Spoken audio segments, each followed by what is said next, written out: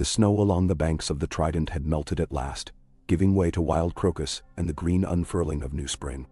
Distant mountains loomed blue and cold on the horizon, but the riverlands sang with life. And the castle of Harrenhal, scarred but standing, rippled with banners never meant to share a single sky. Above the black towers, the red three-headed dragon of House Targaryen snapped alongside the white direwolf of Winterfell and the golden stag of Storm's End. For the first time since Aegon's conquest, 100 great houses camped beneath one roof, not for war or feuding, but for the marriage of Rhaegar Targaryen and Lyanna Stark, openly, with all the eyes of Westeros upon them. There were lords here who'd come in anger, or else out of calculation, and more than one who arrived sleepless, haunted by the sudden tilt of history. Robert Baratheon, Lord of Storm's End, wore a grin that flashed white as a blade, but drank each night until his squire all but carried him to his bed.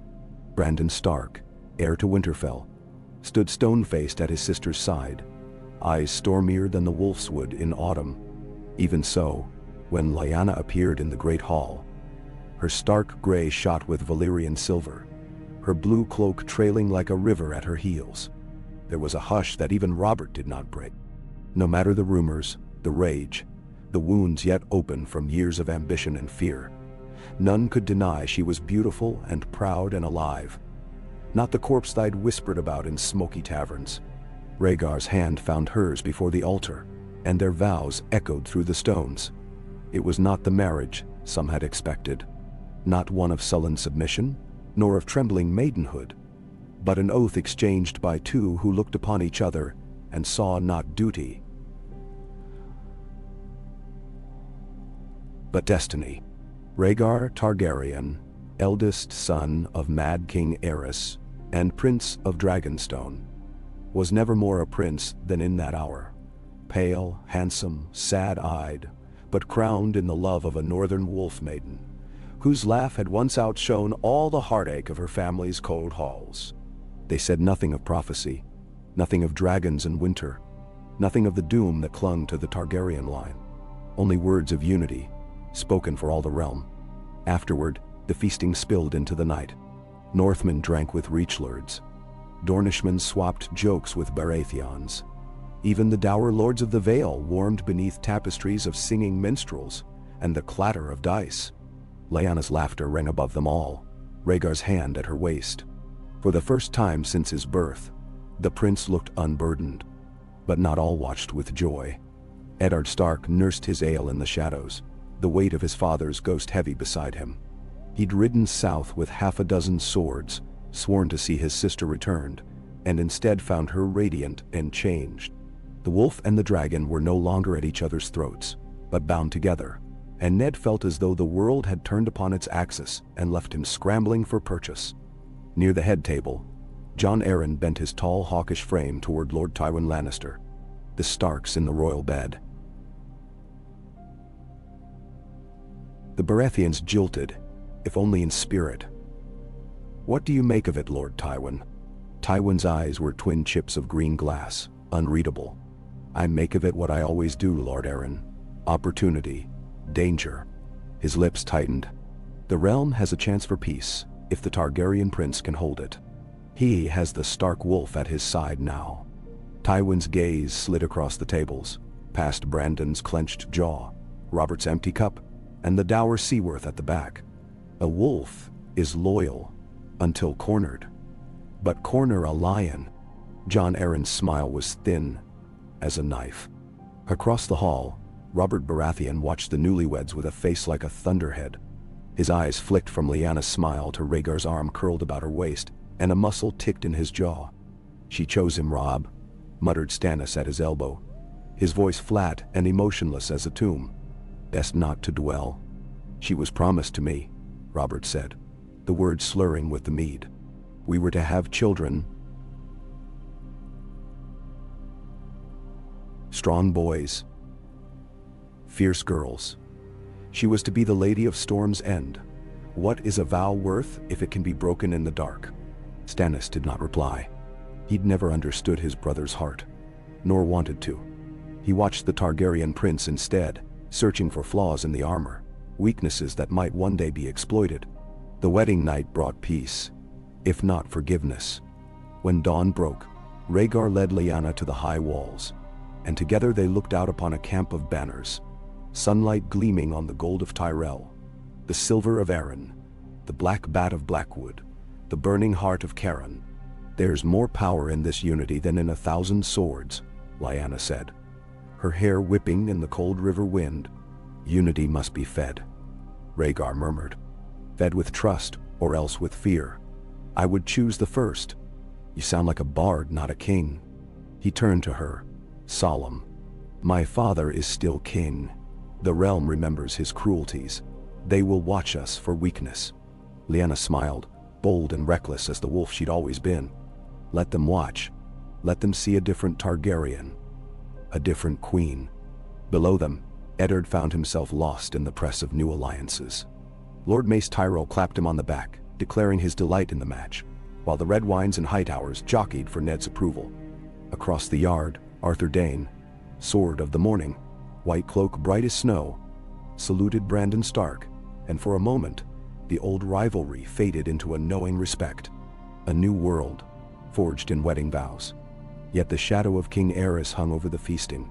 He had sent no message, no gift, not even a token to bless the match. Some whispered that he raged within the Red Keep, shattering goblets and vowing vengeance upon his own blood. Others feared he would send fire and sword against his heir for this open defiance. For Lyanna was not a daughter of Valyria, and Aerys had not sanctioned the marriage. But as days turned to weeks and spring ripened into summer, no raven came. No army marched. The world held its breath. In the north, old Lord Rickard Stark hosted a feast in Winterfell for every bannerman who could ride. Ravens fluttered from the Dreadfort and White Harbor, from the last hearth and Barraton, all bringing news of Lyanna's union. There were those who grumbled, the Boltons ever sour, and the Umbers wary of southern ways. But for the most part, the north rejoiced. Their wolf girl was a princess now, wedded not in secret, nor as a prize of conquest, but in glory. At Dragonstone, Rhaella Targaryen received word of her son's marriage in silence. She lit a candle for her lost daughter, for the vanished Rhaenys, and for the future of the realm. Viserys, a silver-haired boy, with eyes too old for his years, listened as the lords debated and memorized every word. Aegon, barely more than a toddler, clung to his mother's skirts and watched the sea. Yet not all dragons looked kindly on peace. In King's Landing, Aerys' madness deepened. Some said he'd locked himself in the throne room, refusing to eat or sleep, muttering of betrayal and treason, of wolves and usurpers and traitor sons. His Kingsguard grew ever more watchful, Barristan Selmy and Gerald Hightower trading uneasy glances. The city itself, meanwhile, bristled with tension. Lannister gold fueling whispers of rebellion, and merchants praying that the new alliance would bring stability at last. Back at Harrenhal, Lyanna woke in the dark, her body tangled in silk, Rhaegar's warmth at her back. "Are you awake?"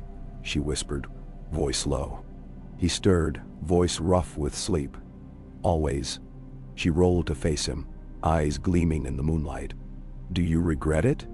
The songs speak of fate, of dragon's blood, and winter's chill. "I am no princess of the South, Rhaegar." "No. You are the only song I care to sing," he answered, brushing hair from her brow. She kissed him, fierce and honest, and for a moment, the weight of prophecy lifted. The days that followed were full of tense meetings, of secret councils, and tentative smiles. Rhaegar rode at the head of his new court. Arthur Dayne, Oswell Went, Lewin Martell, and Brandon Stark beside him. Lyanna rode with her own retinue, Ned and Benjen, Ashara Dayne, Elia Martell, and Mira Reed. The line between north and south, between dragon and wolf, blurred with every shared joke. Every council debated in good faith. But the greatest test came when the first petitioners arrived. A dispute between the Freys and the Malisters, trivial by southern standards, threatened to spiral into bloodshed. Rhaegar listened, Lyanna at his side, and rendered a judgment that favored neither. He ordered the construction of a new bridge, funded by both houses, to join their lands and heal their wounds. It was a small thing, but word spread like wildfire. The prince and his wolf princess sought peace, not power. Lords who had once muttered of rebellion found themselves caught in the tide of change. Still, Robert Baratheon nursed his wounds in Storm's End, brooding over what might have been. He trained with his brothers, drank with his men, and sent no word to Rhaegar or Lyanna. Stannis ruled the castles in his brother's absence, enforcing order with a mailed fist. Renly, still a boy, idolized the memory of Lyanna, painting her as a tragic heroine, a captive star lost to ambition. Catelyn Tully, betrothed to Brandon Stark, watched the changes with quiet dread. She feared for the North, feared for the Riverlands, and wondered if her own marriage would be swept away by the storm gathering in the capital. In King's Landing, Tywin Lannister sharpened his plans. Cersei, denied her Targaryen prince, grew cold and watchful. Jaime, ever restless, found himself drawn to the white cloaks of the Kingsguard, seeking purpose where he might. As summer deepened, Rhaegar and Lyanna rode north to Winterfell. The small folk lined the roads, tossing wildflowers and crying the old songs of the wolf and the dragon. In the great hall, Lord Rickard wept to see his daughter so honored, while Benjen boasted of her riding and her skill at arms. In the Godswood, Lyanna knelt before the old heart tree, whispering prayers to her ancestors. Rhaegar stood beside her, silent. The old gods and the new, bound in the blood of two houses. Their progress turned south, to the Stormlands and the Reach, to Dorne and the Vale. At each stop, Rhaegar and Lyanna listened, judged, and soothed old grievances. Lords once bitter now found common cause. It was said in Old Town that even the maesters began to hope for a new age. But the peace was fragile as a frost-blown petal. In the shadows, Varys and Littlefinger plied their trade, spinning secrets for gold and influence. Rumors drifted that Aerys would send wildfire north, that Robert gathered swords in the marches, that Tywin Lannister would strike at Casterly Rock if given the chance. One night, beneath a sky hung heavy with stars, Lyanna and Rhaegar walked the battlements of River Run. "Will it hold?" she asked, voice low. Rhaegar looked out across the sleeping river. "If we are true, if we stand together, and if we fail." He took her hand, fingers tight on hers. "Then we fail together. But I will not be my father. I will not rule by fear." Lyanna's smile was small, fierce. "Nor I." Behind them, the night deepened, and in the halls of River Run, Ned dreamed of snows and swords, and the howl of distant wolves, and prayed that his sister's choice would not drown them all. In the years to come, bards would sing of the great wedding, of the time when dragon and wolf bound the realm with hope. They would tell of a peace forged in love, threatened by ambition, and of a world perched on the edge of a knife. But for now, beneath the summer sky, Lyanna Stark and Rhaegar Targaryen faced the dawn side by side. The fate of Westeros, for a brief and shining hour, belonged not to kings, nor to prophecy, nor to the ghosts of old blood, only to the courage of two who dared to love in the sight of gods and men. The morning after their first night in the north, Lyanna awoke to the soft hush of snow falling outside the heavy glass of Winterfell's windows. Though spring reigned in the southern lands, the north held fiercely to its last shreds of winter, and the world seemed reborn in a delicate haze of white and silver. She slipped from the great bed, careful not to wake Rhaegar, who slept with one arm curled across where she had been, dark lashes brushing his cheeks, his mouth parted just slightly as if lost in a gentle dream. It struck her then how ordinary he looked. No crown, no burden of prophecy, no whispers of madness trailing him. Just a man far from his father's shadow, lost in the silence of Winterfell. Lyanna wrapped herself in a thick gray cloak, padding barefoot down the icy stone corridors, past the maids lighting fires, past Benjen stumbling in from dawn training, his face pink and bright, hair mussed by wind. He grinned at her and offered a conspiratorial wink as she made her way to the Godswood. There, beneath the heart tree, she knelt, feeling the rough bark beneath her palm, the old blood of her house flowing in her veins. She whispered her thanks, not for power, not for peace, but for this moment, for Rhaegar's quiet warmth, and for the shattering of the chains that had bound them both. It was a luxury to linger, but Lyanna did not. The North did not wait for queens, no matter whose blood they carried. She made her way to the yard, finding Ned already drilling the squires, sword flashing silver in the cold light. He moved with a grim purpose, sweat beading on his brow despite the chill. But when he saw her, his frown faded. She saw in his eyes the old worry, the weight of years that had pressed upon them since they were children. "You're up early," he said, pausing as the boys lined up for their turn. "I'm home." She smiled. It would be wrong to sleep the day away. He nodded, sheathing his sword. "Does he?" Ned stopped, looking out over the yard, as if afraid to finish the question. "Does he treat you kindly?" Lyanna's laugh was soft, rueful. "He does, Ned. There's more of the North in him than you'd think. He listens." Ned's eyes searched hers for any crack, any sign of pain. "And the rest of the realm? That is the harder battle," she admitted. "But one we must fight together." He nodded, as if that settled something deep within him, and returned to his training. Lyanna watched for a time, letting the peace of home wrap about her, and then she turned, making her way back inside to where Rhaegar now sat with Benjen at the high table, their heads close together, plotting a route through the snow to White Harbor. They left Winterfell within a fortnight, traveling not in royal processions, but in a close company. Stark and Targaryen, north and south, bound together beneath the dire wolf and the dragon. Rickard Stark rode at the head, silver hair gleaming beneath his helm, his face stern and proud. The journey was slow, for the spring melt turned roads to mud, but Lyanna did not mind. Each mile away from King's Landing felt like a blessing, a promise of something new. At White Harbor, Lord Wyman Manderley greeted them with a feast fit for conquerors, tables groaning with spiced fish and heavy breads, honeyed wine and sweet cakes. Wyman's sons, both sturdy and cheerful, tried their best to impress the visiting royals. One recited lines of High Valyrian to Rhaegar's amusement, while the other lost a drinking contest to Benjen, earning a round of raucous laughter. There were toasts to peace and to the new alliance, and even the dour knights of the Vale seemed to find something to smile about.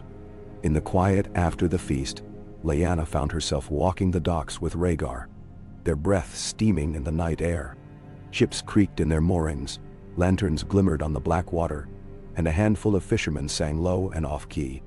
"My father will not stay silent forever," Rhaegar said, voice low, hands tucked into the fur of his cloak. His anger festers. "He will not forgive us for making peace on our own terms." Lyanna reached out, taking his hand. "Let him rage. The North stands with us. If the Mad King comes north, he will find only ice and death. Men? There are those in the south who would seize on any sign of weakness. Tywin Lannister waits for opportunity. Varys whispers in every ear. Even Robert." Rhaegar's mouth twisted. "He does not forgive easily." Lyanna squeezed his fingers hard. "Then let them come. The realm is not a chessboard for old men. We will show them a different path." Rhaegar looked at her, wonder on his face. "You truly believe that?" "I do." She smiled, fierce and wild. "But I also believe in caution. Winter is never far." They stood together, watching the moon's reflection ripple on the dark tide. In that moment, Lyanna thought she could feel the bones of the world shifting beneath her feet. They rode south come the first green shoots of spring, the snow melting into rivers that flooded the fields. At Moat Cailin, they were greeted by the Ironborn, baleful men with salt-crusted beards and hard eyes. Yet even here, Rhaegar's silver tongue and Lyanna's fearlessness won them uneasy peace. Lord Balon Greyjoy offered fealty, his eldest son Theon riding beside Benjen, both boys reckless and eager to prove themselves. Rumors swirled as they passed from one stronghold to the next, that Rhaegar and Lyanna sought to raise a new dynasty, that they would supplant Aerys before the year's end, that a northern queen would birth dragons in the snows of Winterfell. In the Stormlands, Robert's name was spoken like a curse and a prayer. Some whispered he would march on King's Landing, others that he would challenge Rhaegar for the crown. Letters passed between Storm's End and the capital, but Robert himself remained silent. In the Reach, Mace Tyrell threw open the gates of Highgarden, offering roses and golden honey. He fawned over Lyanna, praising her wit and strength, seeking alliance through marriage for his sons. Rhaegar listened politely, deflecting each overture with courteous words. But Lyanna saw the calculation in the Tyrell lord's eyes. Power begets power, she thought, and everyone wants a piece. The court grew with each new city. Elia Martell, her dark eyes bright with intelligence, joined them at Old Town. She brought her daughter Rhaenys, a bright and beautiful child, and a message of support from Dorne. We have both suffered at the hands of the Old Order, Elia confided to Lyanna, their hands brushing as they walked the gardens. Let us build something new. At night, the fires burned low, and Lyanna and Rhaegar lay together in borrowed beds, their bodies pressed close, voices whispering dreams and fears into the darkness. She spoke of the cold winds of the north, of childhood games beneath the heart tree, of the loneliness that comes with being different. He spoke of prophecy, of visions he did not entirely trust, of the shadow of his father's madness and his own terror of failure. Some nights she woke to find him sitting at the window, his silver hair haloed by moonlight, eyes lost to secrets she could not share. On those nights, she would slide from the bed, kneel behind him, and rest her chin on his shoulder, until the dawn crept in and the world felt safe again. They returned to King's Landing as summer crowned the land in gold and green.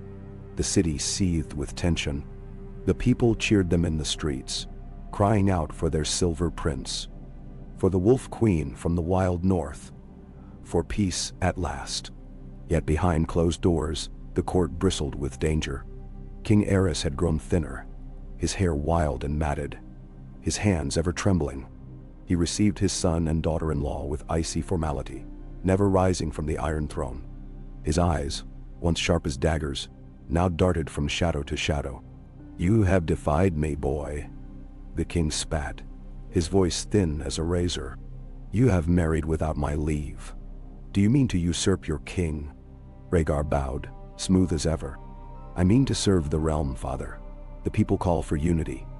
Lyanna is beloved by North and South alike. Together we can bring peace." "Peace?" Aerys barked a bitter laugh. "There is no peace, only traitors. Varys whispers treason in my halls. Tywin grows fat with gold. The wolves and the lions prowl at my gates." "Bow." Lyanna stood tall, meeting the king's gaze with a wolf's cool steadiness. "I am no traitor, your grace. I swore my vows before gods and men. I serve my husband and my realm." Aerys' eyes lingered on her, madness flickering behind the veneer of royalty. "We shall see, girl, we shall see." The days that followed were tense. The court watched with hungry eyes. Some, like Barristan Selmy and Arthur Dane, welcomed Lyanna, offering quiet respect. Others, like Grand Maester Pycelle and Lord Connington, whispered poison behind silk sleeves. Jaime Lannister, newly sworn to the Kingsguard, shadowed his father's will with every step, his golden hair catching every flicker of candlelight. Lyanna found herself drawn into the web of politics. She met with Cersei Lannister, whose pride was wounded by Rhaegar's choice, but whose intelligence could not be denied. They circled one another in conversation, each weighing the other, each aware of the blades hidden beneath the courtesies. "I suppose you think yourself clever, Lady Lyanna," Cersei said, lips curled in a smile that never reached her eyes. "The North is wild, but you are not so wild as to believe you can tame the South." Lyanna only smiled. "I have no wish to tame anyone, Lady Cersei. Let us walk together, not at each other's throats." Cersei's eyes narrowed, but she said nothing more. The small council meetings were battlegrounds. Rhaegar presided in his father's stead, each session a delicate dance of words and threats. Lords Tyrell and Arryn pressed for reform. Lower taxes, better roads, the rebuilding of war-torn villages. Varys, ever the spider, reported on the state of the realm. Whispers of rebellion in the west, unrest in the Stormlands, the growing hunger of the people. Tywin Lannister remained silent, watching with cold calculation. Lyanna sensed in him a danger greater than any blade. When their eyes met across the table, she saw a promise of war, or something darker. The game had begun. It was in those hot, restless days that Lyanna first sensed the quickening within her. A new life, small and secret, growing beneath her heart. She told no one at first, not even Rhaegar, letting the knowledge anchor her as the storms of court swirled about them. The news, when she finally shared it with Rhaegar, transformed him utterly. He swept her into his arms, his laughter ringing through their chambers, wild and unburdened. "A dragon and a wolf," he murmured against her hair. "Our child will be the hope of the realm." The realm itself seemed to sense the change. The small folk cheered in the streets. The lord sent gifts, cradles of ivory, swaddling clothes, sewn with sigils, casks of sweet wine and honey cakes. But peace is a fragile thing, easily shattered. One night, as the moon rode high, a fire broke out in Flea Bottom. The flames spread fast, devouring shanties and market stalls. Rhaegar rode at the head of the bucket lines, Lyanna beside him, her cloak wet and sooty, hair plastered to her skull. They fought the fire side by side with the city's folk, earning the love of the commons. But behind the blaze, Lyanna sensed something more sinister. A warning, perhaps, or the first move in a deadly game. In the days that followed, letters arrived from Storm's End, bearing Robert Baratheon's seal. He congratulated them on the coming child, but warned that the realm was restless, that enemies circled on every side. "If ever you have need, call on me," Robert wrote. "I will answer." Yet Lyanna felt the ache behind his words, the wound still raw. Rhaegar summoned his banners, calling lords and knights to court. The north answered, as did the Riverlands and Dorne. The Vale sent men, as did the Reach. Only the west hesitated, Tywin Lannister's missives careful, cautious, every word weighed and polished. As the lords gathered, the city swelled with life.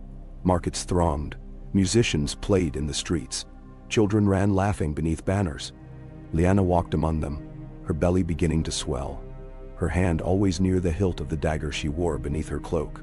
She met with the Silent Sisters, the Black Brothers of the Knights watch come south for supplies, the old crones who read fortunes in the ashes.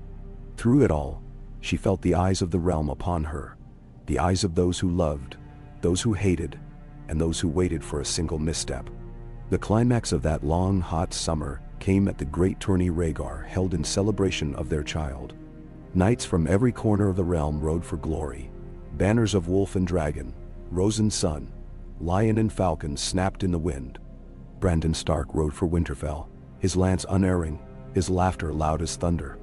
Arthur Dayne, the sword of the morning, bested all but Brandon in the lists, the two of them clasping hands in mutual respect. In the stands, Lyanna sat beside Elia Martell, Cersei Lannister, and Ashara Dayne Dewa. The ladies wore garlands of flowers and silks in their house colors. Lyanna watched the lists, her heart leaping at each tilt, her hand resting lightly on the curve of her belly. Rhaegar won the archery, his aim flawless, and when he claimed his prize, he knelt before Lyanna, laying a single blue rose in her lap. The crowd cheered, the sound rolling across the fields like thunder. Even the old king, shrunken and silent in his high seat, could not dampen the joy. Yet beneath the celebration, shadows lengthened. Spies slipped through the tents at night, gold changed hands, and secrets found eager ears. In the days that followed the tourney, there were whispers of treason in the west, of ships massing in Lannisport, of mercenaries hired from across the narrow sea. Tywin's silence was more ominous than words. Varys and Littlefinger watched, waiting. Lyanna knew, as she walked the halls of the Red Keep at dusk, that the peace they had built could not last forever. But for now, as the realm gathered in song and laughter, as the banners of wolf and dragon flew side by side, she allowed herself hope. A hope that, just perhaps, love could hold back the tide of war for one more day. The city glimmered in the long dusk. The Red Keep, a crown of red stone rising high above the winding streets of King's Landing, glowing blood orange in the fading light. At the center of the world, Lyanna felt both shielded and exposed, as if she had wandered into the heart of some ancient beast that watched her with 1,000 unseen eyes. As her child grew within her, the weight of the realm seemed to settle on her shoulders, a heaviness she bore without complaint, but not without cost.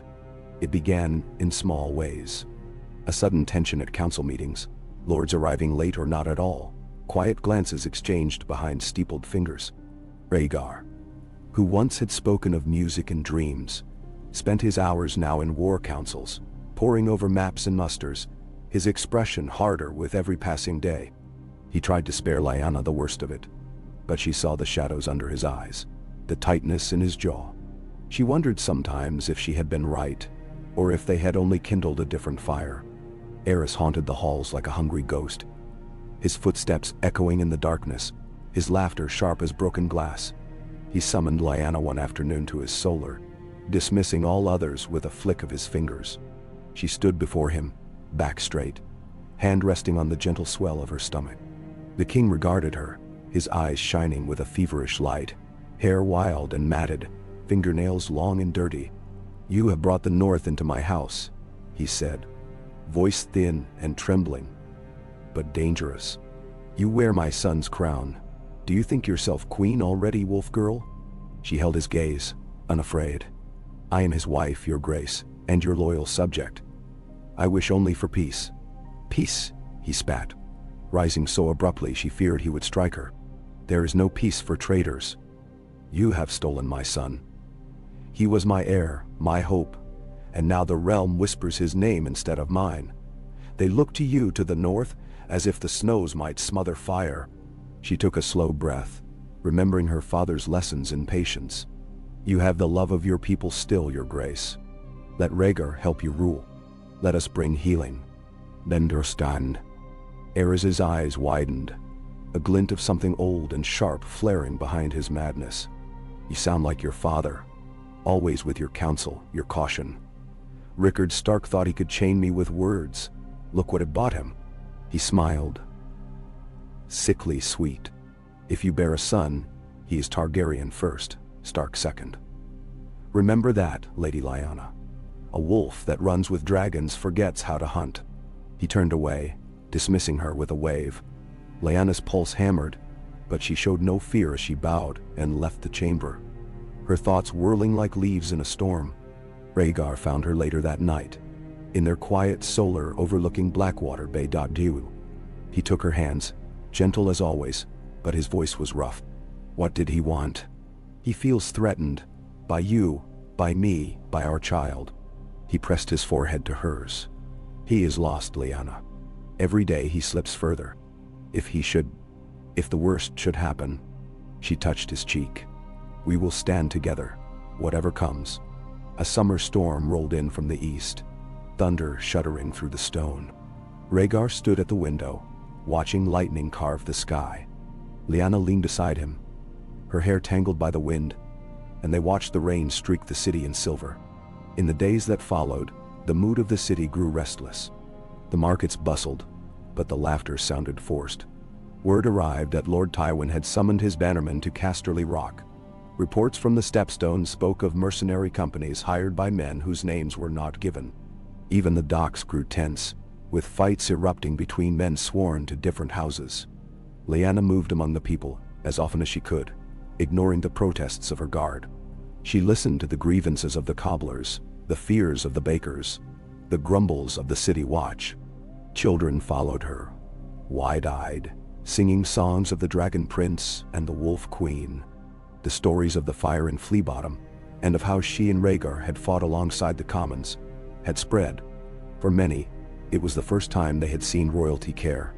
Yet even as she offered comfort, she knew how little held the realm together. The North, the Vale, the Riverlands, and Dorne all pledged loyalty, but the West and Stormlands simmered.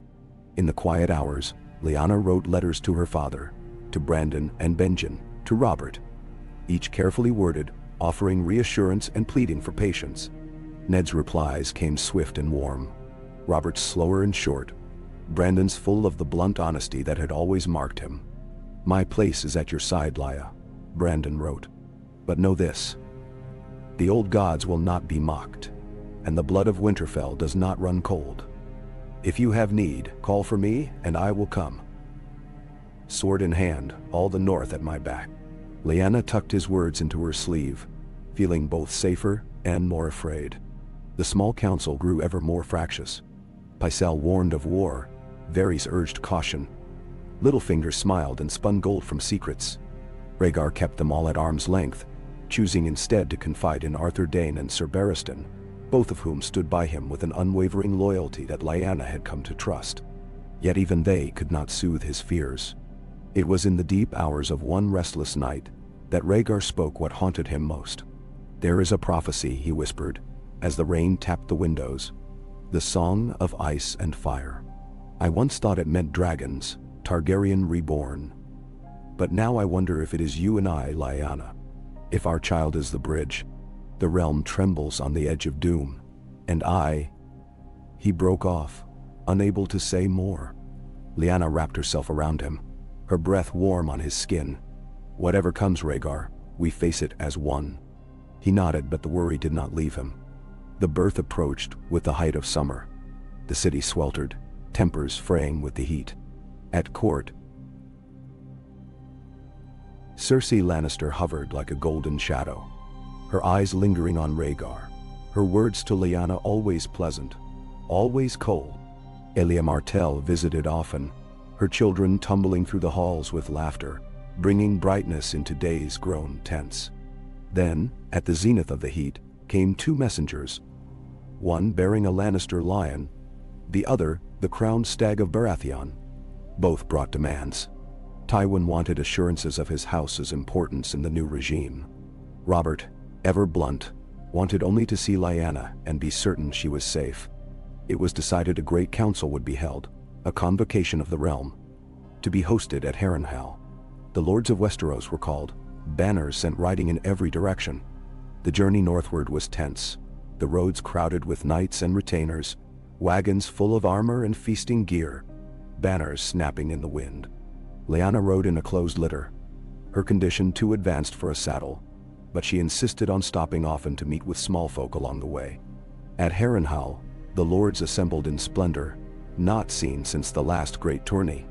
Rickard Stark rode south with half the north at his back, Brandon and Benjen at his side. Robert Baratheon thundered in, his laughter rolling, but his eyes shadowed.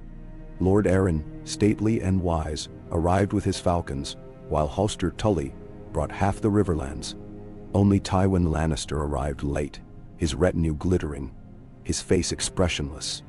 Rhaegar called the council to order in the vast hall. He stood beneath the tall broken windows, Lyanna at his side, her belly round as a harvest moon. "The realm faces danger," he said, his voice carrying.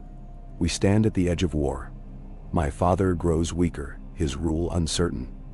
But I will not seize the crown by force. I ask only for your support and your trust, that we might preserve the peace we have built." There were murmurs, but also nods.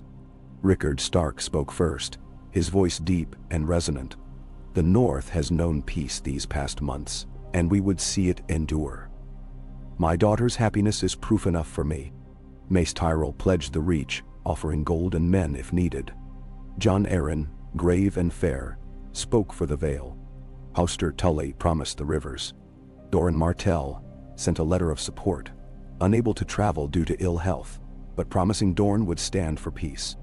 It was Tywin who broke the calm. He stepped forward, golden cloak trailing, his voice hard as winter stone. "The West has ever been loyal, but our loyalty must not be taken for granted. You speak of peace, Prince Rhaegar, but peace built on the ashes of tradition will not stand. If your father cannot rule, let the realm decide. Let there be a great council, and let the lords choose the next king." The hall erupted in shouts. Some for Tywin, some for Rhaegar, others crying that only the gods might judge kings. Lyanna felt the tension like a knife at her throat. Robert Baratheon rose, slamming his fist on the table. "No more councils, no more talk. Rhaegar is the true king in all but name, and Lyanna his queen. Let the old man rot. Give the realm to those with the courage to lead." "Mensande." Rhaegar's voice, when it came, was quiet but unwavering. There will be no usurpation. My father's reign must end by law or by fate, not by my hand. Tywin's lips curled. The realm cannot wait. Weakness invites only vultures. The council raged through the night. Alliances formed and broke with every hour. In the quiet that followed, Lyanna walked the halls with Brandon, the two of them silent at first, then talking in the old way, honest and raw. "You've changed, Lya," Brandon said, his voice soft. "You're not the girl I remember." She smiled, tired. "The realm changes us all, but I'm still your sister." He squeezed her hand, hard. "Promise me, if anything happens, if they turn on you, send for me. I will come." Lyanna promised, knowing the world did not always keep its bargains. The next day, news arrived that King Aerys was dead, struck down by a fit of madness, his heart giving out in the night. The city had erupted in chaos, with the gold cloaks restoring order, the red keep held by the loyalists. The lords reconvened at Harrenhal, and this time the decision was swift. Rhaegar Targaryen was crowned king of the Seven Kingdoms. Lyanna his queen, their unborn child named heir. The realm cheered, the banners of dragon and wolf flying side by side. Yet Lyanna knew this was only the beginning. The realm was united, for now, but the hunger for power was never sated. She felt it in the glances exchanged, in the whispers that curled through the halls at dusk. That night, under the vault of stars, Rhaegar knelt before her, pressing his lips to her stomach, swearing a quiet oath to protect her, their child, and the realm they had forged. As the moon rode high, Lyanna closed her eyes and listened to the songs drifting up from the feasting below. For a moment, the world was at peace. A fragile, glittering peace, balanced on the edge of steel and hope. She held Rhaegar's hand, and in the deep of night, she dared to believe that love, once kindled, could remake the world. Beyond the castle walls, the future waited, fierce and uncertain, as wild and bright as the child growing in her womb. And for the first time, Lyanna Stark did not fear what was to come. "Yeah. The wind over Harrenhal's lake whispered of endings and beginnings, of 1,000 lords breathing the same tense air. The great tourney banners were replaced by those of state. The three-headed dragon flanked by the direwolf, and every house pledged in banners rippling from the broken towers. King Rhaegar's coronation was held at sunrise, when mist clung to the black stones, and the dew turned the grass to crystal. The lords of Westeros stood in a half-moon before the gods would, the old and new gods called to witness. Rhaegar stood bareheaded in white and red, sword Blackfire sheathed at his side. Lyanna's arm was through his, her hair loose and dark as river mud, her belly full with the promise of their son. She felt the realm's gaze like a weight and a warmth, saw in her father's eyes a pride that made her blink away tears. When the High Septon raised the crown of rubies and gold, a hush fell that seemed to freeze the morning birdsong. "Will you defend the realm against its enemies?" the Septon intoned, voice echoing through the silent keep. "I will," Rhaegar said, his tone neither soft nor loud, but carrying across the yard. "And will you, Lyanna of House Stark, stand as queen and shield of the weak?" She met the Septon's eyes, then Rhaegar's. "I will, so long as life remains in me." The crown settled on Rhaegar's brow. Lyanna pressed a kiss to his cheek, the first gesture of a new reign, and for a moment, the world seemed unbroken. Cheering rang from the towers. Horns sounded from the walls, and when Rhaegar took Lyanna's hand and turned to the lords, it was not as prince and bride, but as king and queen of a realm united, for now. That night, the halls of Harrenhal shook with feasting and song. Bards sang of the dawn of a new era. The serving girls spun through the throng, skirts twirling, platters piled with roast boar and honeyed duck. Ned drank deep, for once letting laughter crease the corners of his usually solemn mouth. Brandon, ever bold, danced twice with Elia Martell, and once with Ashara Dane, his smile as broad as the summer sea. Even Benjen, awkward in his new leathers, found himself the subject of shy smiles from girls of the Vale. At the high table, Rhaegar and Lyanna presided, eyes meeting often across cups of spiced wine. The queen felt the child within her turn and kick, a promise of hope beneath her ribs. She met Cersei Lannister's cool gaze, saw the quick dart of envy there, and returned only a nod, determined that old grievances would not shadow her reign. At the feast's end, Tywin Lannister rose, his voice heavy with meaning. To his grace Rhaegar Targaryen, first of his name, king of the Andals, the Rhoynar, and the first men, and to her grace Lyanna Stark, queen of the realm.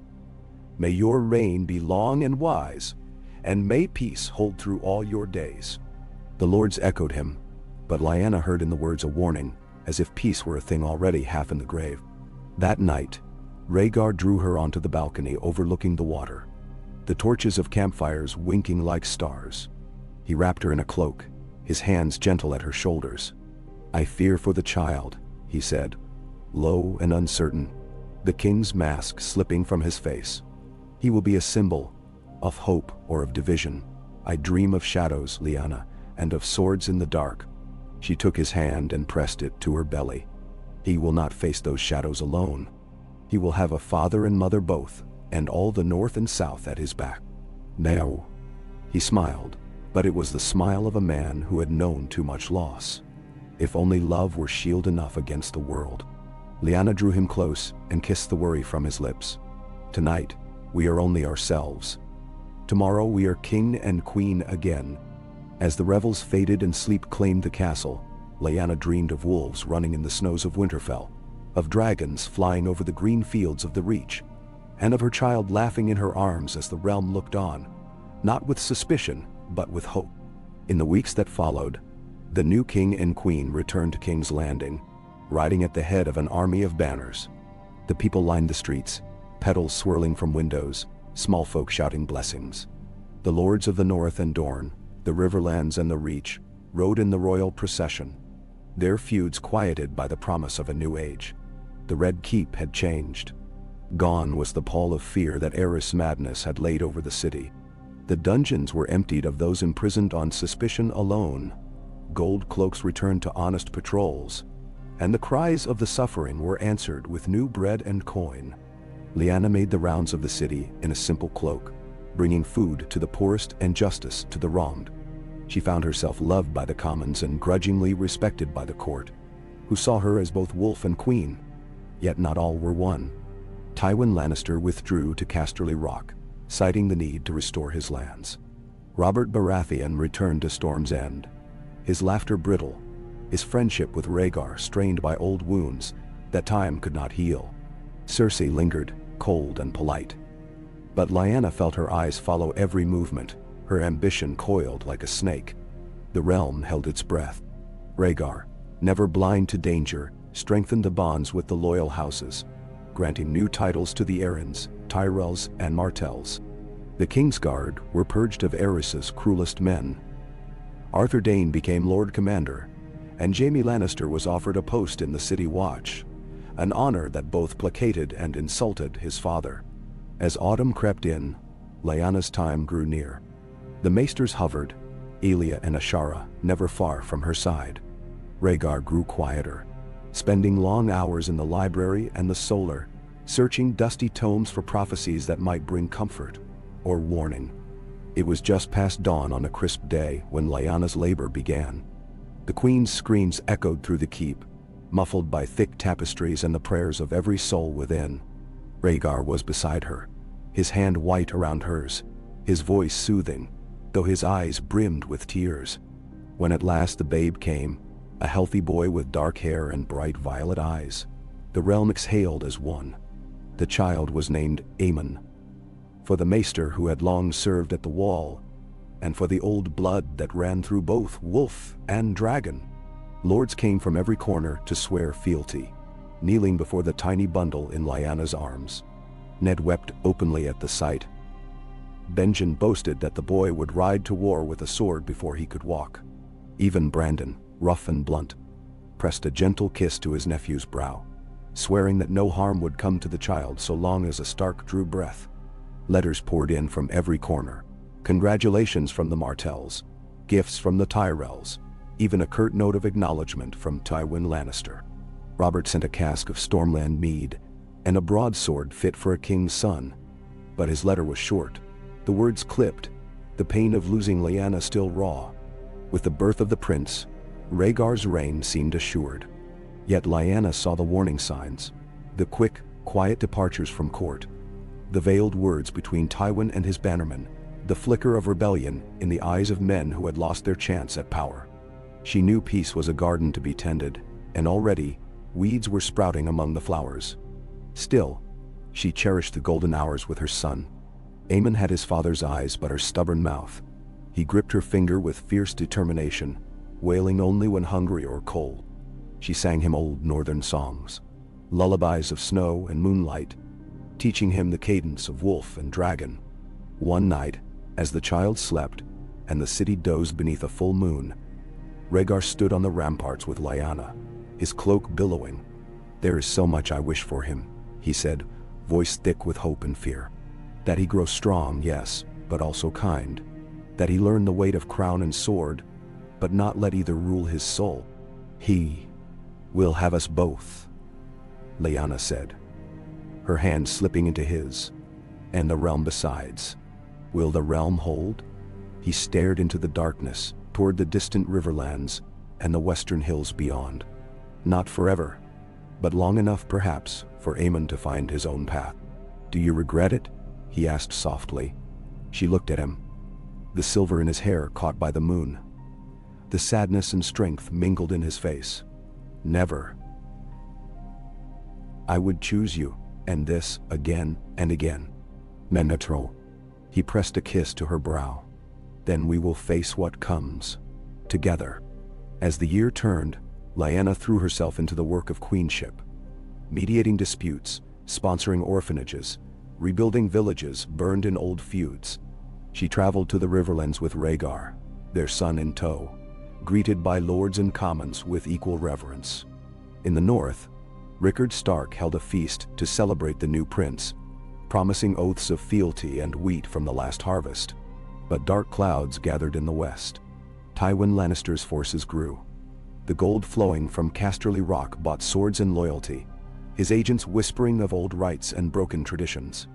When word reached King's Landing that Tywin had entered into secret alliances with houses once sworn to Targaryen alone, Rhaegar summoned his banners, sending ravens north and south, east and west. "Peace must be defended," he told Lyanna, his voice hardening. "If Tywin will not kneel, then let him feel the weight of crown and law." The court braced for war. Lyanna stood at her husband's side, their son in her arms, her father and brothers sworn behind her. Robert Baratheon, called by Rhaegar, answered at last, riding to King's Landing with Storm's End at his back. There, on the steps of the Red Keep, Robert knelt and swore an oath, not just to Rhaegar, but to Lyanna, his voice breaking as he pledged to stand for the realm they had forged. The banners of wolf, dragon, and stag flew together as an army gathered greater than any since Aegon's day. In the final days before marching, Lyanna met with Cersei one last time. The lioness was cool, proud, her beauty undimmed by disappointment. "You have what I wanted," Cersei said, her voice soft and unyielding. "The crown, the king, the future of the realm. I hope for all our sakes that you prove worthy." Lyanna answered quietly, "I have only what the gods saw fit to give. But I will hold it, if I can, for all the children of Westeros, not just my own." Cersei smiled, cold as glass, and walked away. When the army marched, Lyanna stood on the ramparts, her son at her breast, Rhaegar armored in red and black at the head of his knights. The North rode beside him, the Stormlands behind, Dorne in the Reach ready to join. In that moment, Lyanna felt the pulse of history, knew that the fate of a realm depended on 1,000 choices, great and small. She prayed not for victory, but for mercy. And as the banners disappeared into the dawn,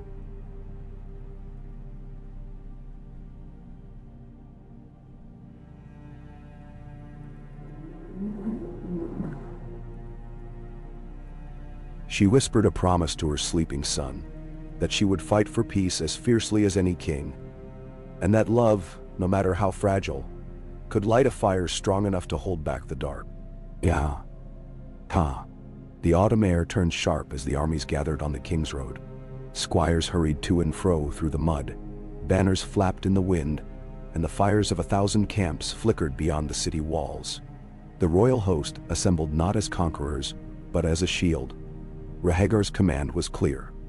The realm was to be preserved, not shattered. The north, riverlands, and stormlands formed the vanguard. Their men sworn by wolf, trout, and stag. Dorne sent riders in silk and steel. Their loyalty to Rhaegar's cause unshakable since Elias' gentle words had bound their hopes to his. The Reach, led by Mace Tyrell, offered grain and coin, even as their younger knights gazed westward, eager for glory. In the Red Keep, Lyanna rose before dawn each day, sleepless with worry. She walked the silent halls with her son pressed to her shoulder, feeling the pulse of the city in the stones beneath her bare feet. News came in from every quarter, raids along the Golden Tooth, Lannister banners seen at the borders of the Riverlands, sullen vassals hedging their oaths. The West was coiling for war. She kept counsel with Ned and Elia, with old Maester Aemon who had come south from the Wall to bless his namesake, with Jon Arryn, who tried to balance caution and steel. When she lay beside Rhaegar at night, she felt the chill in his bones, the weight of leadership carving new lines in his face. He shared the burdens, though some he bore alone. Blackfyre never left his side, nor did Arthur Dayne, sword at the ready, shadow and shield. When Aemon wailed at night, Rhaegar would lift him from Lyanna's arms, pacing the chamber in a soft cadence that soothed both mother and child. Some nights they spoke of what might be, what peace would look like, what hope the next generation could claim. But more often, they were silent, the words buried beneath the press of fate. The council met daily in the Solar. Brandon Stark attended with his usual impatience, boots muddy, eyes bright, demanding swift action. Robert Baratheon, still nursing old wounds but ever loyal to Lyanna.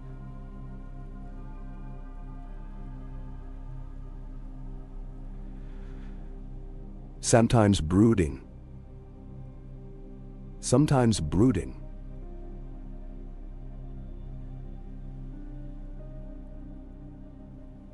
Yet when strategy demanded, Tyrell and Tully advised caution, Jon Arryn spoke of precedent and order, and Elia watched them all with quiet calculation. Lyanna sat by Rhaegar's side, her son in her arms, eyes unblinking as she studied the shifting loyalties of the room. She was queen, but she was also wolf, raised to trust the snap of wind through bare trees more than the honeyed words of courtiers. When Brandon pressed for a forced march west to Lannisport, it was Lyanna who cautioned restraint, her voice soft but unyielding. If we go too quickly, we give Tywin what he wants. The West is stone and gold, but stone crumbles if it stands alone. Let the realm see who draws first blood. Rhaegar nodded. The decision made. Scouts and riders went forth. Messengers sped along every road. The royal host waited, holding the line at the crossroads, visible to all, their purpose clear. In the city, small folk grew bold, telling stories of the young queen in the market, the king with a harp instead of a whip, the royal babe with both dragon's eyes and the wolf scowl.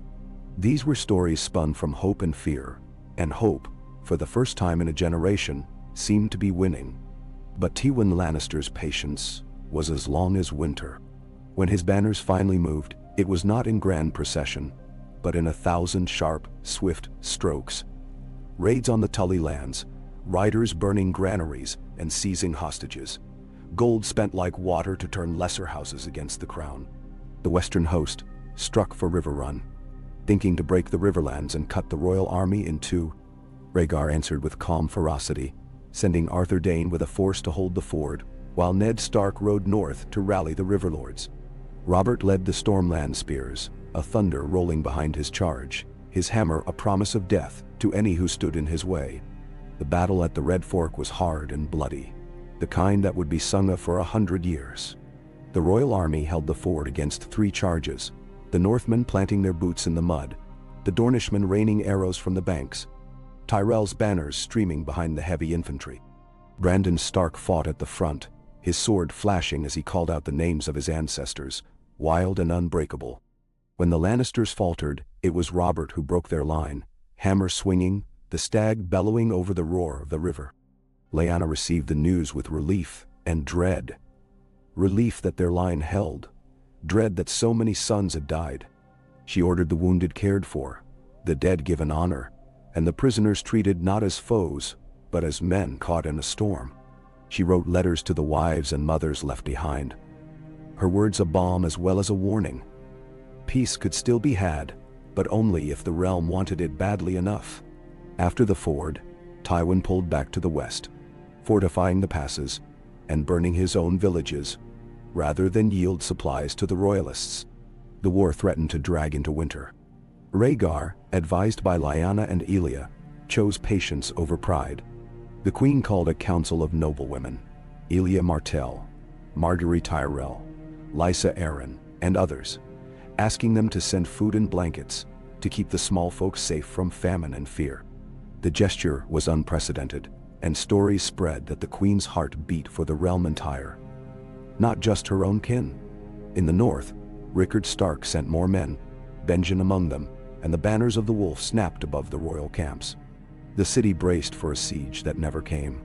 Instead, Tywin tested every bond, sending envoys to old enemies, gold to distant mercenaries, whispers to those dissatisfied with the new order.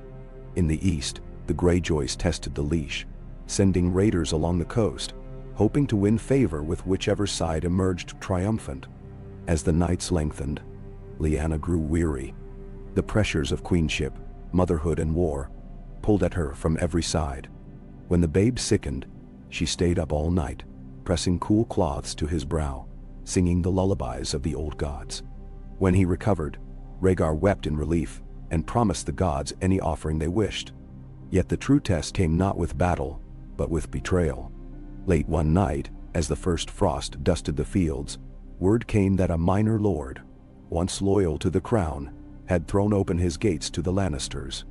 In exchange, his kin were spared and his coffers filled with gold. The news struck the court like a knife. Lyanna gathered her council, listening to the clamor for vengeance, for swift and public punishment. She shook her head. No, mercy, not wrath, will win the realm. We take his lands for the crown, but his people will not suffer. No blood for gold. Rhaegar supported her, though some among the lords grumbled. In the days that followed, word of the queen's mercy spread, and where Tywin's gold had bought fear, Lyanna's justice won hearts. As the year waned, a final confrontation became inevitable. Tywin massed his strength near the Golden Tooth, daring the crown to meet him. Rhaegar rode west with his best, the banners of wolf and dragon at his side. Lyanna remained in King's Landing, ruling as queen regent, Aemon toddling at her knee. The city held its breath as word reached them of skirmishes and feints, of armies maneuvering for the final blow. The great battle was fought beneath stormy skies, rain turning the hills to mire. The armies crashed together like waves on rock, neither yielding, both determined. Arthur Dayne led the crown's vanguard, his white sword blazing in the gloom, while Ned Stark's northern host flanked Tywin's men, cutting off retreat. In the heart of the storm, Rhaegar found Tywin on the field, the two lords meeting beneath a torn banner of lion and dragon.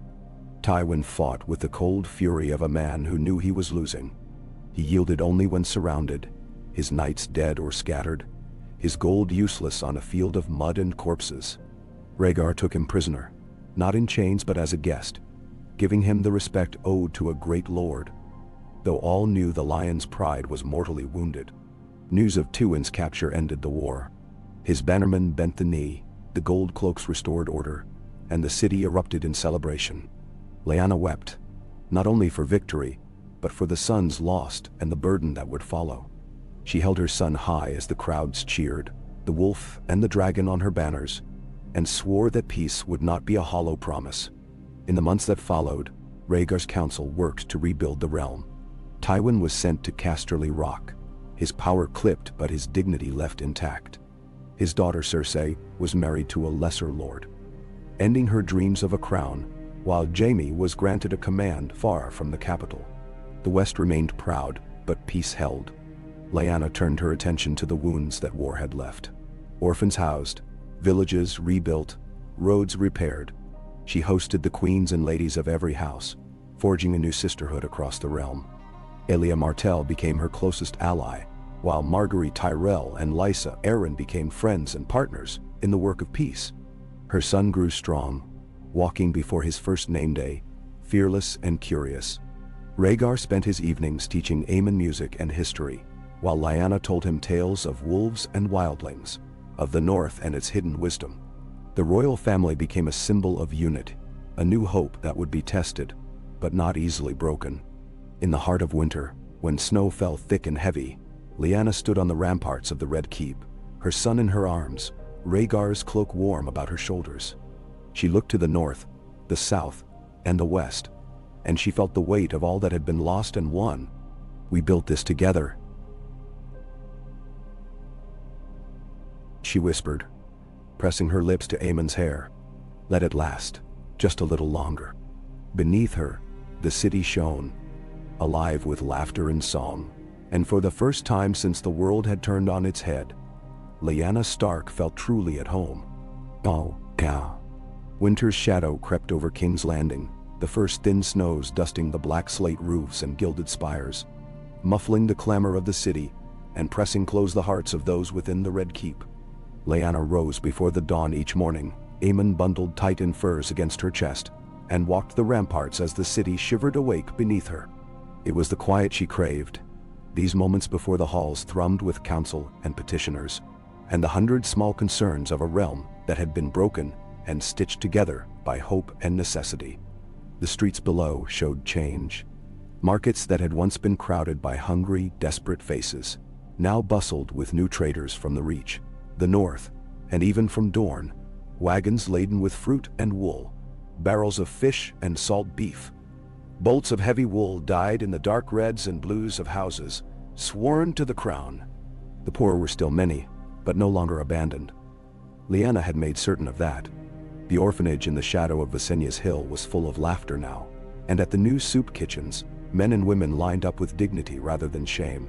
Yet peace was never a thing to be held lightly. Word came from the stepstones of pirates harrying the Blackwater's mouth. And in the east, rumors drifted of new dragons rising, exiles and sellswards gathering around tales of a Blackfire pretender. In the west, the Lannisters paid their war debts and watched from Casterly Rock, pride wounded but spirits unbroken. Tywin sent cautious letters. Always courteous, always careful, a lion biding its time. Lyanna knew the balance was delicate. Her son Aemon, toddling now, was watched by half the realm. Proof that the new order held, and also the clearest target for those who still yearned for old powers. Even as she read to him from northern legends and southern romances, as he pulled at her braid and laughed in the soft light of the nursery, Lyanna felt eyes in every shadow. Rhaegar shouldered his burdens too, though he tried to spare her. He met daily with his council, now Warden of the North, stoic and cautious. Elia, wise as the sun, who had become the Queen's true sister. Mace Tyrell, eager for favor. Jon Arryn, the voice of order and compromise. Robert Baratheon returned to Storm's End, his oaths kept, but he seldom wrote. When he did, his letters were brief, news of hunt and harvest, of storms at sea, and a few lines for Aemon, whom he claimed he'd teach to wield a warhammer the size of a boar one day. The realm learned the rhythms of uneasy peace. At court, Lyanna sat with her ladies, hearing their news and complaints, arbitrating disputes with the steady confidence she'd learned from both Winterfell and Dragonstone. Her voice was iron, but her touch was gentle. Even the southern lords came to see her not as a wild wolf out of place, but as a queen born for storm and hardship. Still, cracks appeared. In the far north, the Umbers and Boltons sparred over ancient slights. At the Twins, Walder Frey's ambitions had not faded. He sought to marry his daughters into every rising house. In the Vale, Lysa Arryn's first child died in the cradle, and the lady's grief turned to suspicion of every servant and lord. Lyanna wrote to each, sometimes in her own hand, sometimes dictating to Ashara or Elia. working to patch each break before it could widen. It was in the dark of a midwinter night, as wind howled through the high towers, that the first true challenge to the new order emerged. A raven arrived from Gulltown, its seal broken and message hurried. Lord Grafton, sworn to the Eyrie, had been slain by unknown hands. The port city boiled with unrest, some blaming pirates, others crying Lannister gold. A few whispering of Targaryen loyalists returned from exile. The court assembled in haste, torches guttering in the chill wind. Rhaegar stood at the head of the table, his eyes tired but unwavering. "We cannot allow the Vale to fall into chaos," he said, glancing at Jon Arryn, whose jaw was set like stone. "If we do not act, we invite every old feud to flare again." Lyanna felt the unspoken challenge. She sent Ned and Benjen to the Eyrie, along with 100 trusted men. She wrote herself to Lysa Arryn, offering comfort and warning in the same breath. At Rhaegar's command, a fleet sailed for Gulltown, bearing Tyrell grain and Dornish wine as gifts, and more than a few spears hidden in the holds. But news of Lord Grafton's death was only the first tremor. In the Stormlands, Robert wrote to warn that outlaws gathered in the Rainwood. Broken men and hedge knights, former banners of Tywin, now cast adrift. In the Reach, a minor Florent lord was found poisoned, and Mace Tyrell thundered at the council for redress. Along the Trident, bandits waylaid caravans, vanishing into the reeds before the king's men could answer. Lyanna's days grew longer, her nights more restless. She met each new challenge head-on, but with every message, every rumor, she felt the realm's unity slip a little further from her grasp. She was not afraid. Fear had left her long ago. After the Tower of Joy and the years of uncertainty that followed.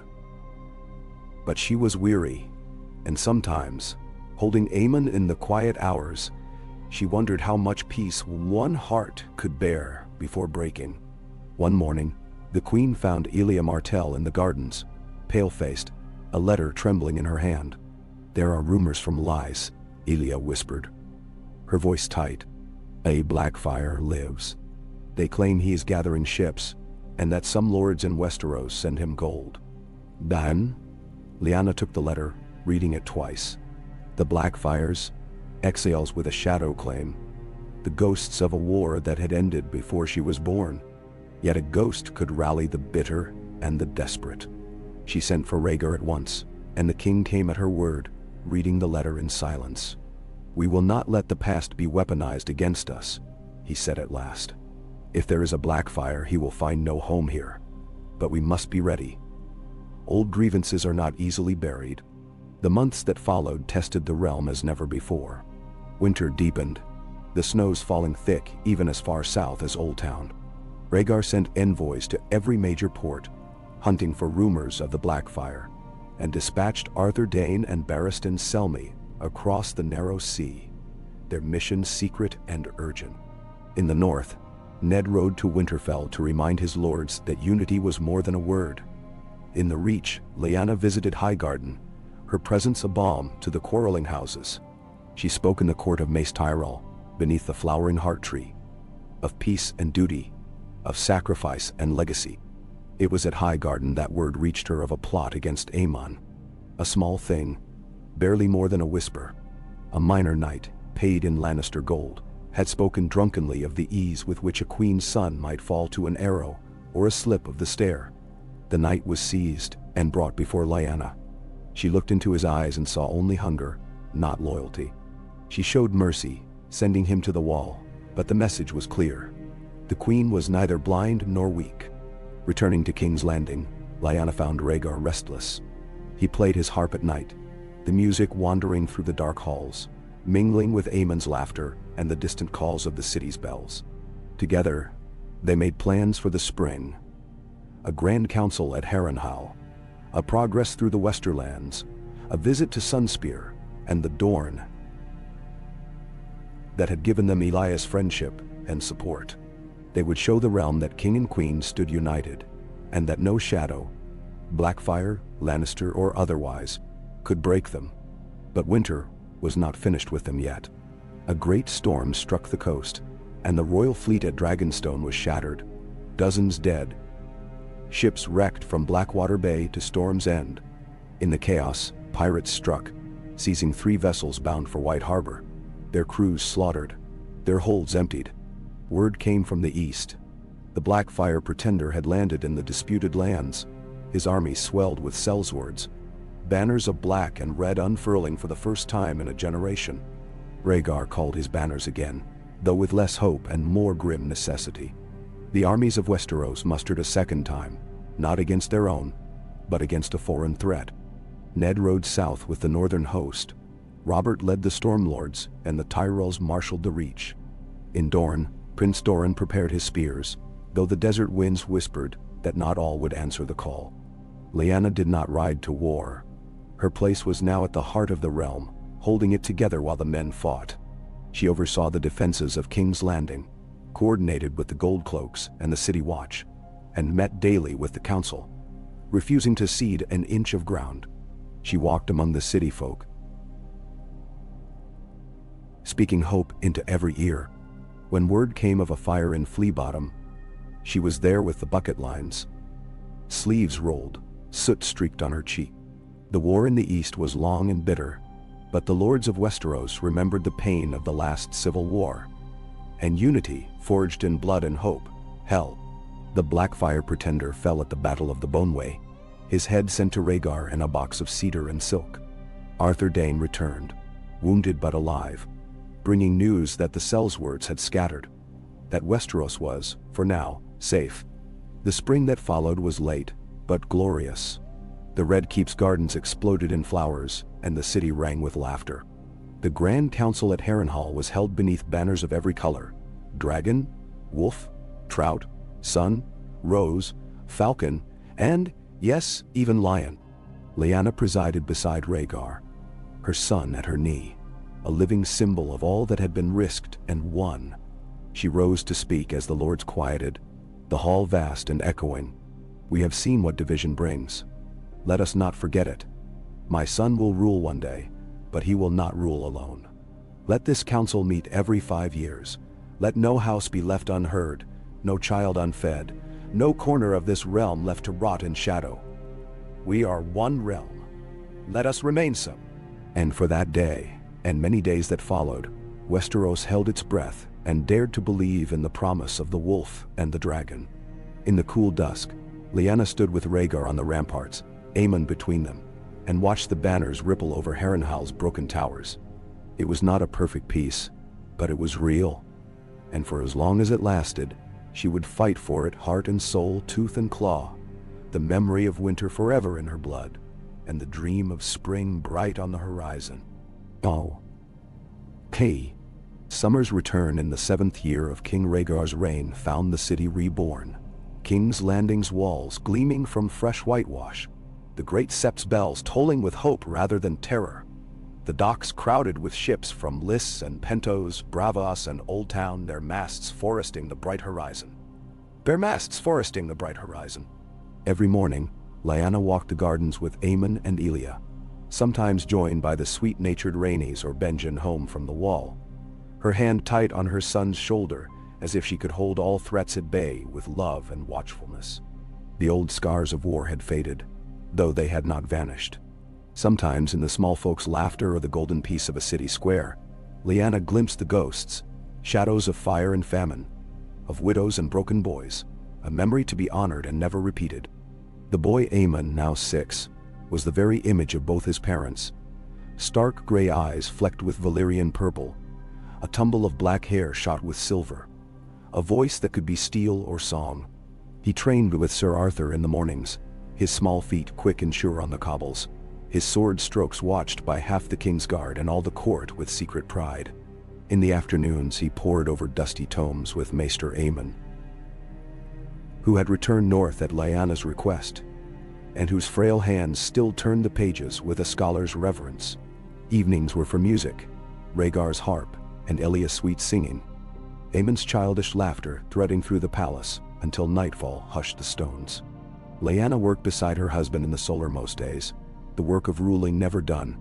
She answered letters from distant bannermen, settled disputes over water rights in the Reach, and poaching in the Kingswood, oversaw the rebuilding of Duskendale's shattered port and the opening of a great new granary near White Harbor, when a ship from the east brought plague to Lannisport. She sent coin and healers, writing to Lord Tywin himself. The realm cannot afford another war with itself, not of swords nor of sickness. Send word if you have need, and it will come. The Lion replied with a curt but honest thank you. Over time, and through 1,000 small mercies, Lyanna made herself part of the realm's beating heart. A queen not merely by birth or marriage, but by deed. The royal family rode often, summer tours through the Riverlands, and reach up to the stony vales of the Vale, down to the hot sands of Dorne.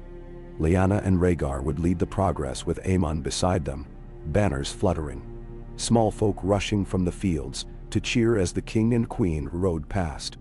Elia traveled with them often, sometimes with little Rhaenys and young Viserys, who had grown into a clever, mischievous page, more interested in the kitchens than the councils. At Sunspear, Doran Martell hosted feasts beneath the stars, and Lyanna walked the orange groves with Elia, the two women speaking of daughters, of how they would see them educated, trained to rule as well as love, never caged by tradition. In the north, Rickard Stark held a feast at Winterfell for the entire court, the castle's ancient stones echoing with joy as the dragon banners mingled with the direwolves. The old lord's hair was white now, his back bent, but his voice was steady as he stood beside Rhaegar and Lyanna, Aemon at his knee, and swore before gods and men that Winterfell would always stand with a crown.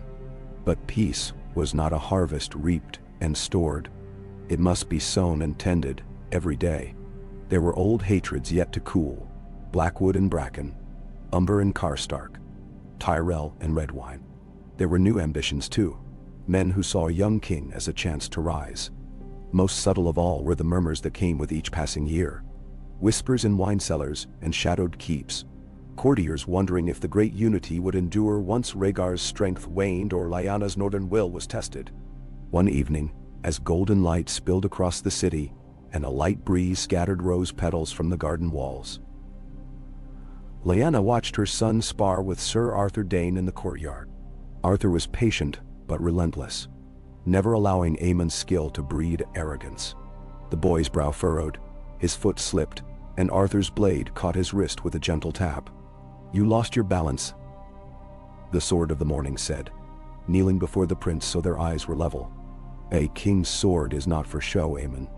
It is the last word of mercy or justice. That means you must be better, always. Even when it hurts." Aemon nodded, biting his lip, and Lyanna felt a mother's pride ache inside her. Arthur looked up, meeting her gaze across the yard, and she saw that the knight understood her fears as well as her hopes. That night, as the family dined in the Solar, a raven arrived. The seal was a broken ring. House Royce of Runestone. Rhaegar broke the wax, eyes scanning the short message before he spoke. "Trouble in the Vale," he said, voice careful. "Bandits again, but more organized. Gold cloaks lost in the mountains. The Lord of the Eyrie asks for aid." Lyanna reached across the table and took his hand. "Send Benjen," she said, trusting her brother's instincts. "And Brandon, if he can be spared. Their word will carry weight, and Brandon's sword will remind the Vale what it means to be part of the realm." So it was done. Brandon and Benjen rode east with 100 Northmen, joined by Lannister and Arryn men along the way. Lyanna sent her own letters, one to Lysa Arryn, urging calm, another to Sansa, her own second daughter, just 12 and quick as a shadow, reminding her that queenship began with kindness. The days grew long and warm, but the tension beneath the realm's peace became harder to ignore. A party of merchants was found slaughtered near Oldstones, the sigil of House Frey daubed in blood on a rock beside the road. Mace Tyrell sent word of a failed harvest in Tumbleton, the land parched and cracked beneath a sun that would not yield. Rhaegar convened council after council, the lords weary but determined, Lyanna his constant in every storm. One evening, as they stood on the balcony above Blackwater Bay, Lyanna asked the question she'd carried for years. Do you regret it, Rhaegar? Not just marrying me, but all of it. The risk, the change, the price. He was silent for a long time, watching the moon's path over the water. If I had not chosen you, he said, there would be a peace built on rot. A peace that would not survive its first test. The world is full of easy regrets, Lyanna, but I do not carry them for what I love, only for what I did not dare sooner. Lyanna. She kissed him then, long and gentle, the city silent around them, and felt again the wild hope of their earliest days. The royal children, Aemon, Sansa, and baby Daenerys, the last surprise and joy of Lyanna's life, were the realm's living hope.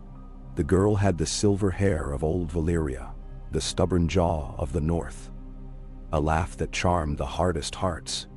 Rhaegar doted on her, and even Viserys, grown bold and clever, would lift her high on his shoulders, singing her songs of dragons and starlight. Trouble came not as open rebellion but as rumor. A ship from the east with a Blackfire banner glimpsed off the fingers, strange men in Myrish cloaks in Gulltown, a northern squire stabbed at the trident, and whispers of king's blood on every tongue.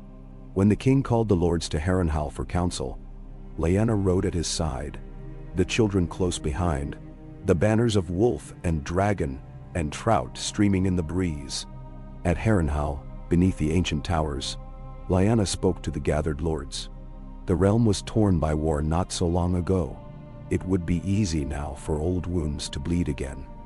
But I stand here not as queen alone, but as a daughter, a wife, a mother, and as one who remembers hunger and sorrow. Let us answer division with justice. Let us answer cruelty with courage. Let us answer the world as it is with the world as it should be. There was silence, then a rising cheer, and Rhaegar stood beside her, his voice strong and clear. Any who raise banners against the realm do so against all of us. There is no more room for shadow kings and petty hatreds. Now. The lords departed, many chastened, some wary, but none openly rebellious. Over the next months, Lyanna kept watch, sending trusted agents to the Vale, the Fingers, and the shadowed docks of King's Landing. More than once, her own words to a minor knight or a hungry merchant stilled the spark of conflict before it could catch. It was at Winter's Edge that the last test came. A plot was uncovered in the Red Keep itself. A handful of gold cloaks bribed, a secret door in Maegor's tunnels, a plan to seize Aemon and flee to the west, to hold him for ransom, or perhaps to claim the boy as a false Blackfire heir. The conspirators were caught in the act, and Lyanna herself oversaw their judgment, her hand steady, her face unflinching as she pronounced sentence. "We are not made safe by cruelty," she told the lords in the hall, "but nor will we flinch from justice. Let this be a warning. The wolf watches, and the dragon does not sleep." Afterward, she found Aemon in the Godswood, staring at the heart tree's red leaves. He looked up at her, wide-eyed but calm. "Will they try again, mother?" "Perhaps," she answered, sinking to her knees beside him. "But you are not alone. You are the blood of dragon and wolf, of north and south, of all the realm's hope. When your time comes, remember this: rule with justice and with love. They are the only shields that never break." Spring broke at last. The banners over King's Landing flew bright and proud. Aemon's name was sung by bards from the wall to the summer sea. Lyanna walked with Rhaegar in the gardens, Daenerys chasing butterflies, Sansa reciting poetry with Elia, and in her heart, the old dread faded, replaced by something fiercer and more enduring than fear. Faith, not in destiny nor prophecy, but in the lives they had built and the world they had made together. In the long golden dusk, as the city bloomed, Lyanna Stark, Queen of Dragons and Wolves, stood watch over the realm, knowing that the cost of peace was vigilance, and that love, once forged in defiance, could outlast any winter. "Oh, Kay." Aemon's laughter spilled through the Red Keep like sunlight on water, echoing down the colonnades and out into the high gardens, where lemon trees flowered, and dragonflies darted above marble fountains. The realm, after the long and weary wars and the winter that had come and gone, had entered a rare season of prosperity, and the queen took nothing for granted. Every step she took in the city, every letter she wrote to a distant lord, every soft admonition or firm command, was another thread woven in the great tapestry of peace she and Rhaegar had struggled to create. There were days, more often now, when Lyanna could simply be a mother. She took Aemon and Daenerys down to the Street of Silk, her guards trailing at a distance, and watched the puppet shows and fire eaters perform for crowds of gleeful children. She let Sansa coax her into a game of Savas in the Solar, or sat in the kitchens, while old bakers from White Harbor taught Daenerys to knead dough and dust it with cinnamon. The city knew her now, not just as the Wolf Queen, but as one who remembered hunger and winter, and did not shrink from the needs of the least among them. But it was the small folks' faith that proved most vital, for Lyanna's spies brought word of unease rising in the west again. Rumors spread like fever, of lost Lannister gold, of sell sales gathering at Fair Isle, of one-eyed hedge knights preaching against dragons in the alehouses of Lannisport. Tywin Lannister wrote with all the courtesy required, but his words were as cold as a crypt, and though his men kept order in the hills, they did so with a brutality that turned even proud knights against him. The memory of war had not faded there. The old wounds still ached. Rhaegar met each new whisper with measured grace. He dispatched envoys bearing grain and healers, not swords, to the Golden Tooth and Casey. He invited Lannister's youngest grandsons to court, hosting them at the same table as the royal children, letting their laughter soften old resentments. Lyanna watched the careful dance of compromise, saw the risk and the hope in every gesture. She sent Benjen to the Riverlands to mediate a quarrel between Blackwood and Bracken, and wrote to the Manderless with her own hand to negotiate trade on behalf of White Harbor and the fishing towns of the north. Yet the Lannisters were not the only source of unrest.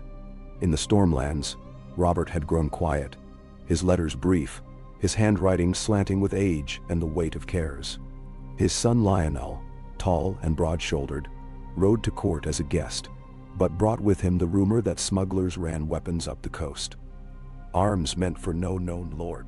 In Dorne, a cousin of Prince Doran's was caught in Sunspear with seditious pamphlets, verses in the tongue of old Valyria, claiming dragons should never have left Essos, that Targaryen rule was an abomination against the gods.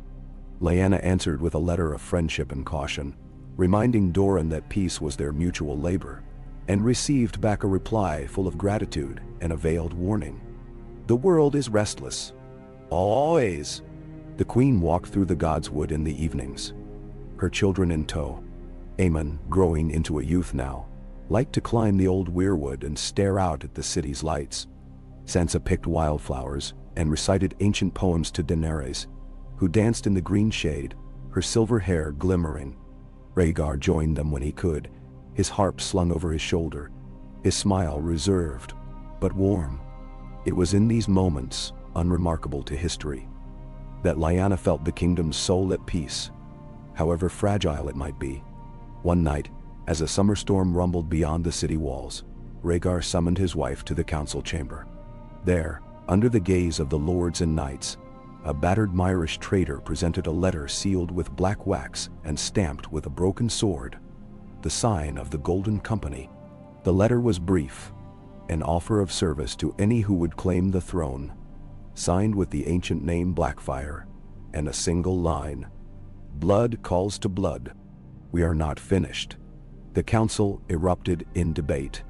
Jon Arryn urged caution, noting that the Golden Company had been making such threats for generations, and often it was a ploy for gold or leverage. Mace Tyrell wanted the fleet sent east to crush the Sellswords before they could even land. Ned, ever cautious, pressed for more information. Who in the realm might welcome them? Who might whisper treason? Who might see chaos as a ladder? Lyanna listened, weighing each word, each lord's loyalty and ambition. When the debate had cooled, she spoke quietly but clearly, and all turned to listen. The Blackfyre name is a shadow, but a shadow cast by old fears and old wounds. If we chase every rumor with fire and sword, we only feed the legend. Let us answer with strength, yes, but also with confidence. Send envoys to the free cities to learn the truth. Double the watch at every port, and show the realm that we are not afraid." Rhaegar nodded, and it was done. The next weeks were tense, but no sellsword fleet appeared at the horizon. The Golden Company remained east of the Narrow Sea, biding their time, and the rumors began to die. There was no rest for vigilance. In the north, word came of wildlings pressing closer to the wall than any time in a generation, spurred by harsh snows and hard times. Benjen wrote of uneasy truces, of new leaders among the free folk, bold women with hard eyes, giants said to walk again in the haunted woods. Lyanna sent fresh supplies, reminding the Night's Watch that the realm remembered its ancient debts. She wrote to her father, now slow and ailing, and to the great John Umber, and in return received promises of aid and wary tales of change in the far north. The royal children grew, their lessons deepening. Aemon sparred not just with swords, but with words, learning to read the faces of lords and maesters, to see beyond the letter to the heart. Sansa became her mother's confidant, wise beyond her years, able to turn a quarrel in the women's court into a binding of friendships. Daenerys, youngest, had the stubborn fire of all Targaryens. She learned to ride by 8, to swim the Blackwater at 10, to speak 3 tongues by 12, and yet she remained the child Lyanna cherished most for her laughter. When winter threatened again, Rhaegar ordered another progress, the family journeying through the Stormlands and the Reach. At Storm's End, Robert greeted them with rough affection, his hair gone white at the temples, his stride still strong. He held Aemon close and whispered a promise into his ear. "A Baratheon keeps his word, and mine is yours." The old wounds faded a little that night as Robert and Rhaegar drank together, talking of their youth and of Lyanna, who was the bridge and the bond that kept the realm from splitting once more. It was on the return journey, beneath the gold and crimson banners of harvest, that disaster struck. On a quiet road near Tumbleton, a band of outlaws ambushed the royal party. They bore no sigil, only black scarves and deadly purpose. The King's Guard held them at bay, but in the chaos, Sansa was thrown from her horse, and Daenerys nearly trampled. It was Aemon, quick-witted and brave, who shielded his sisters, holding a blade until Sir Arthur reached him. 3 guards died, and 2 attackers escaped, vanishing into the woods. Lyanna's heart nearly broke with fear and fury. The girls were unharmed but shaken, and the Queen comforted them through the long night that followed, promising never to leave their side. Rhaegar's wrath was cold and terrible. He sent his fastest riders after the bandits, dispatched the gold cloaks to scour the roads from Bitterbridge to King's Landing. The outlaws were hunted down within days, but the wound lingered. That night, in the darkness of their chamber, Lyanna said, "They will always try, as long as there is something to gain. We cannot watch every shadow." Rhaegar embraced her, weary and haunted. "I would burn the world to keep you safe, and them. But I cannot. All I can do is build a realm where men like that have no soil in which to grow." She nodded, her face pressed to his chest. "And I will keep building, Rhaegar, as long as I breathe." The council met, and it was Lyanna who spoke first. "Let us not answer fear with more fear. Strength, yes, but not vengeance. Justice must not falter because we are wounded." Word of the Queen's resolve spread as far as the Wall, and the North sent new oaths of fealty, the Manderleys offering ships to patrol the Narrow Sea, the Arryns sending falcons as signs of support. Even the Lannisters sent a gift, a golden circlet for Sansa, set with deep red rubies and the note, "To the crown's future, from the west." Winter deepened again, but inside the Red Keep, there was light and warmth. Aemon grew into a prince admired for both wisdom and courage. Sansa guided her younger sister through the perils of court, and Daenerys, fierce as summer, charmed the city with her wit and laughter. Lyanna watched them and thought, perhaps, that this was the true legacy. Children who had never seen war, and a realm whose scars were fading at last. One dusk, as the king and queen walked the ramparts, Aemon behind them, Rhaegar took Lyanna's hand. "They will sing of this age, my love. Perhaps not as a golden one, but as the season when the realm learned to heal." Lyanna smiled, feeling the weight of years, the ache of losses, and the hope that would not die. Let them sing then. Let them remember not our crowns, but our care. Bay. As twilight fell, and the city glimmered beneath them, Lyanna Stark, queen of dragons and wolves, watched the realm she and Rhaegar had made. Still fragile, still imperfect, but alive with promise, with laughter, and with the quiet,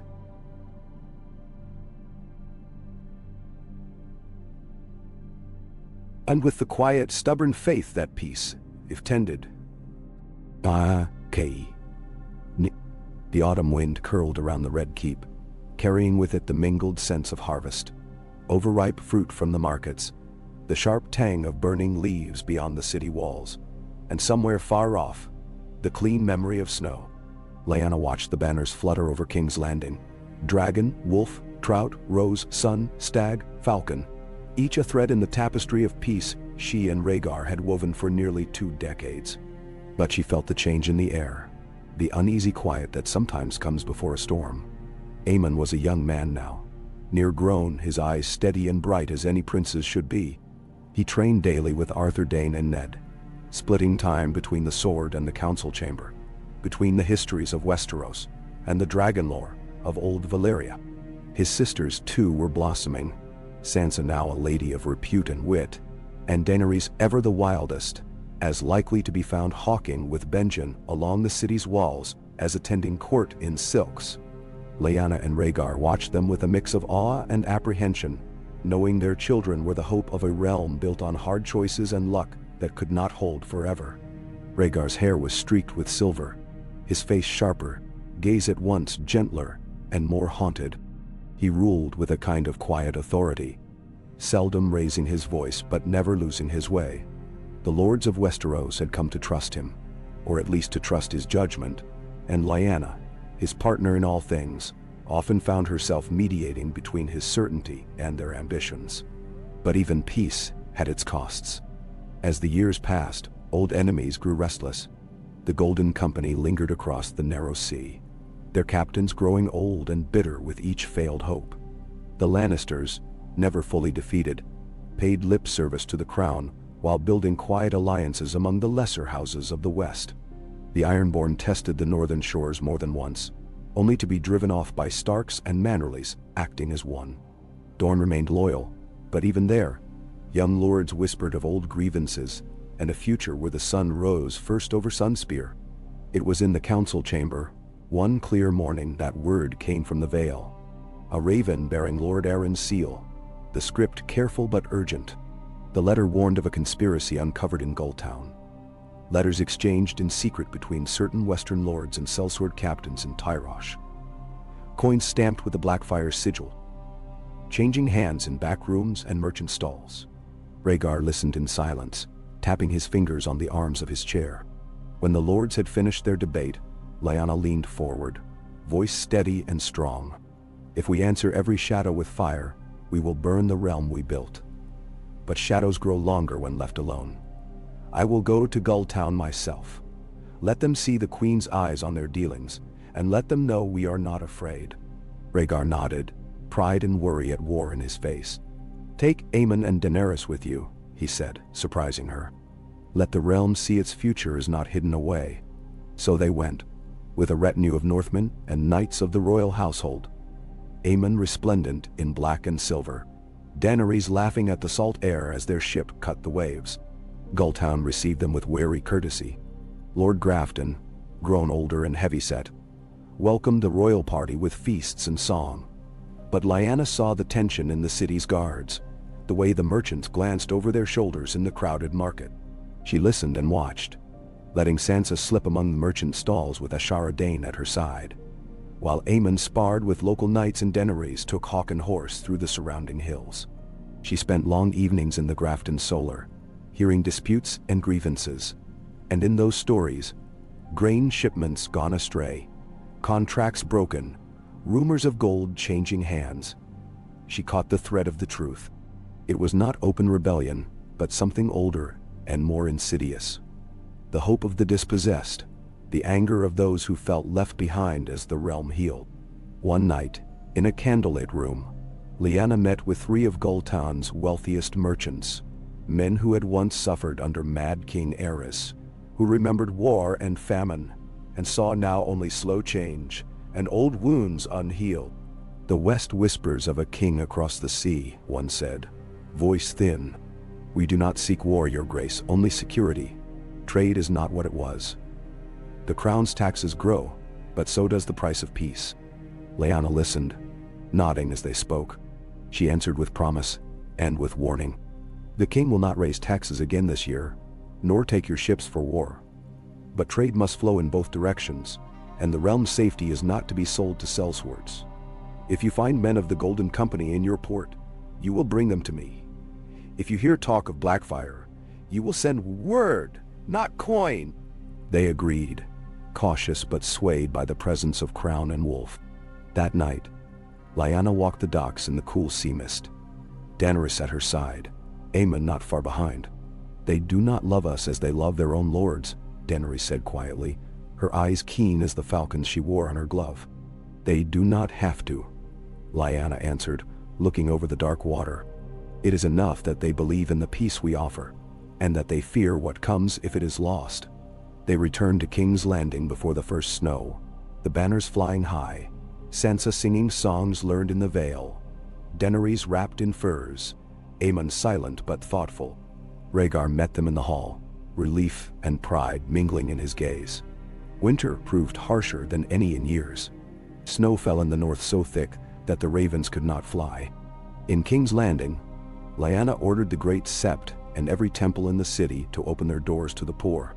Fires were set in every square, and the crown's grain stores fed all comers. The people called it the Winter of Mercy, and the queen's name was on every tongue. Sansa managed the household with her mother's discipline and more than a little of Elia's kindness. Daenerys organized children's games and music for the refugees in the city squares, and Aemon worked beside Ned and the city watch, helping to keep order and hope alight. As the snow melted, a letter arrived from Winterfell. Rickard Stark had passed at last.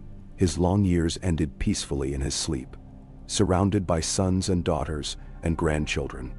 Lyanna wept alone, her heart aching for the wild hills of her youth. But she found solace in her children's arms, in Rhaegar's silent comfort, in the knowledge that her father had lived to see the North at peace. With the return of spring came new challenges. Rumors reached the crown of a strange fleet sighted near Old Town. Ships from the east, banners unknown, men speaking a tongue older than Valyria. Rhaegar sent riders south, and Lyanna prepared for the possibility of war. But the ships proved to be merchants.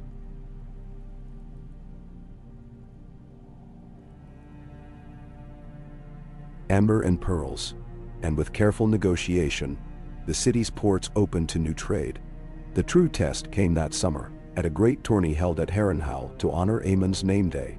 Lords from every corner of Westeros assembled, Tywin Lannister grimmer but respectful, Robert's son Lionel bearing his father's mighty hammer, Martells and Tyrells, Tullys and Arryns, all drawn to witness the unity they had so often doubted.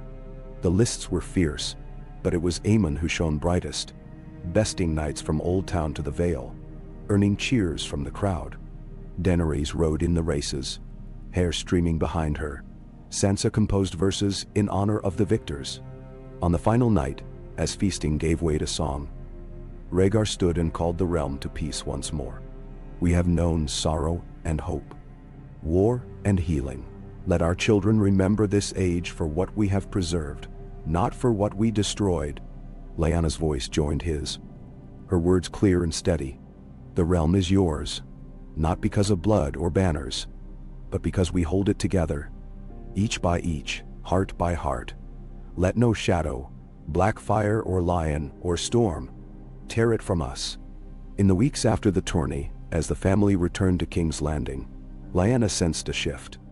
A kind of exhalation across the realm, a sense that peace might hold after all. The small folk sang of queen and king, of a prince named for both dragon and wolf, of daughters as bright as fire and as strong as ice. For the first time in many years, Lyanna let herself dream not of vigilance and defense, but of quiet, of watching her children find their own paths, of a realm that might endure not just for a season, but for a generation. One night, beneath a sky blazing with summer stars, Lyanna lay in Rhaegar's arms, the windows open to the warm air. Aemon's harp played somewhere in the distance, Daenerys' laughter drifting from the gardens, Sansa's soft singing weaving the dusk to peace. "We are not done," Rhaegar murmured, stroking her hair. "But we are not alone." Lyanna smiled, eyes closing as sleep claimed her. "Let them come," she whispered. "We are ready." And so the wolf and the dragon kept their watch, side by side, as Westeros breathed in peace. Fragile but true, as real as the love that bound them, as lasting as the children who would carry their dream beyond even the long shadow of winter. The year's end came with an unseasonal heat. It shimmered on the gilded roofs of King's Landing, turned the stones of the Red Keep slick with sweat, sent flies buzzing through market and stable, and set tempers on a hair trigger across the realm. Lyanna found herself restless, rising before dawn to walk the ramparts as the city lay half awake. Aemon and Daenerys' laughter echoing from some distant courtyard, Sansa's voice drifting from the solar as she read to her sisters, even while the city outside groaned beneath the weight of another year's burdens. Despite the promise of peace, rumors coiled through Westeros, borne by merchants and maesters, whispered in the smoky corners of inns from Gull Town to Old Town. Ships flying false banners lingered near the arbor, testing the reach of the king's justice. There was talk of a merchant prince from Braavos, lavish with coin and flatteries, who dined with lords eager to forget old loyalties. Even in the capital, Lyanna's own spies warned of new faces among the gold cloaks. Men with northern accents who drank together at night and asked pointed questions about the movements of the royal family, about the strength of the city walls, about who would command if Rhaegar or Lyanna should fall. Lyanna confided her fears to Rhaegar as they lay together in the blue hour before sunrise. He listened with the patience that had become his shield, and after a long silence, pressed his lips to her brow. "There is always a reckoning, my heart. All we can do is keep the gates open by day, bar them at night, and give our children every tool to defend what we've built." She pressed closer to him, drawing strength from his warmth, and for a moment allowed herself to believe the worst would pass them by. Yet as she watched Aemon spar with Arthur Dayne on the tournament field, or saw Daenerys ride out with the city's young squires,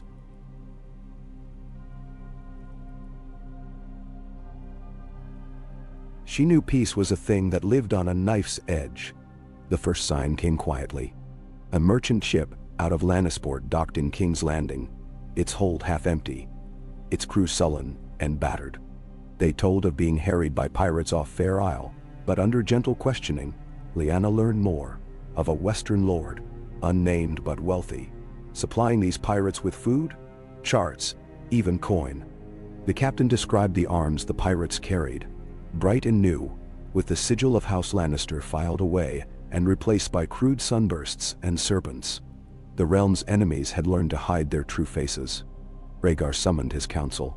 Ned, gray in his beard and cautious as ever, pressed for investigation, sending trusted riders north and west.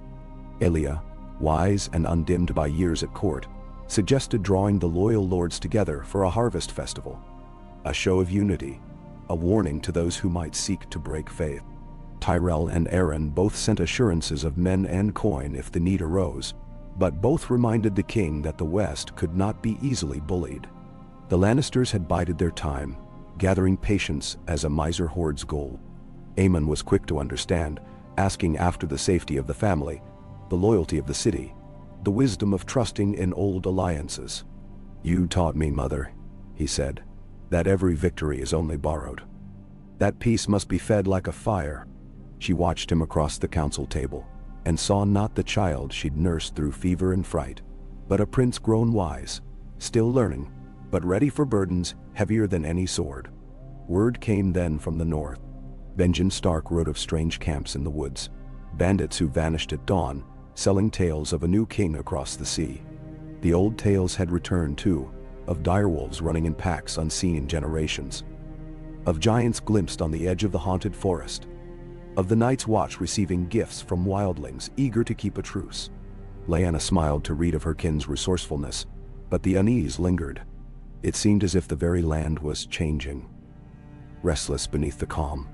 The harvest festival in King's Landing was a spectacle. Pavilions sprang up along the river, every house from Manderley to Martell sending gifts and banners, wagons of apples and barrels of wine, sheep and songbirds and woven tapestries bright with the story of the new dynasty. In the square, Daenerys raced ponies with her cousins.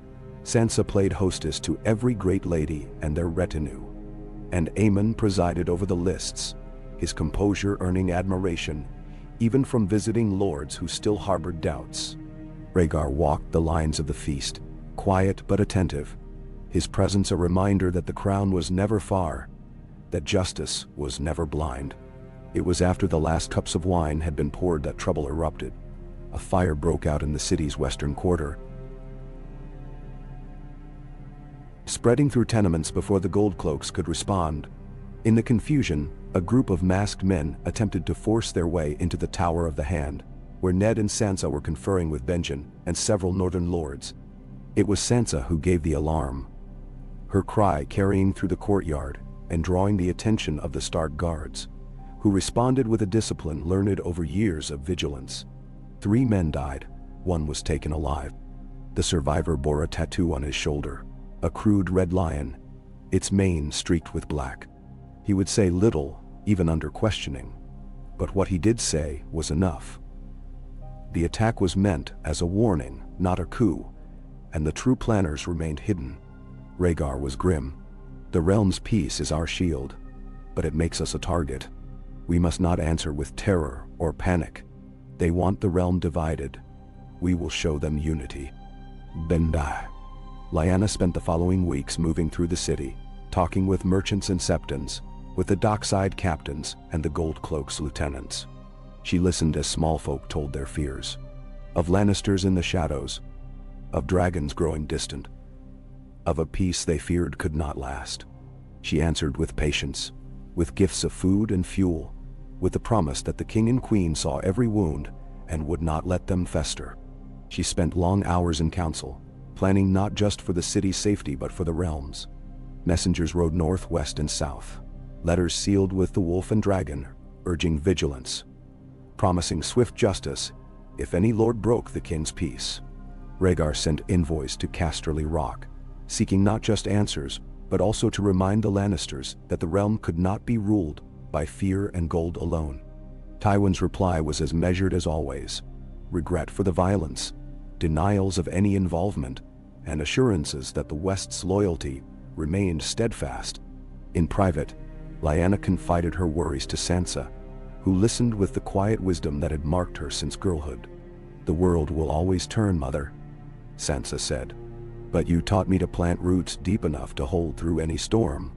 Aemon, growing into his strength, took to riding the city's walls at dawn, watching for signs of unrest. He rode with the Night's Watch when Benjen visited, learning the feel of a cold wind and the scent of snow. Daenerys, emboldened by her sister's calm, learned to shoot bow and ride at speed, never asking for permission, always challenging the world to keep up. When the first true winter snow fell at last, the realm felt changed, tested, but not broken.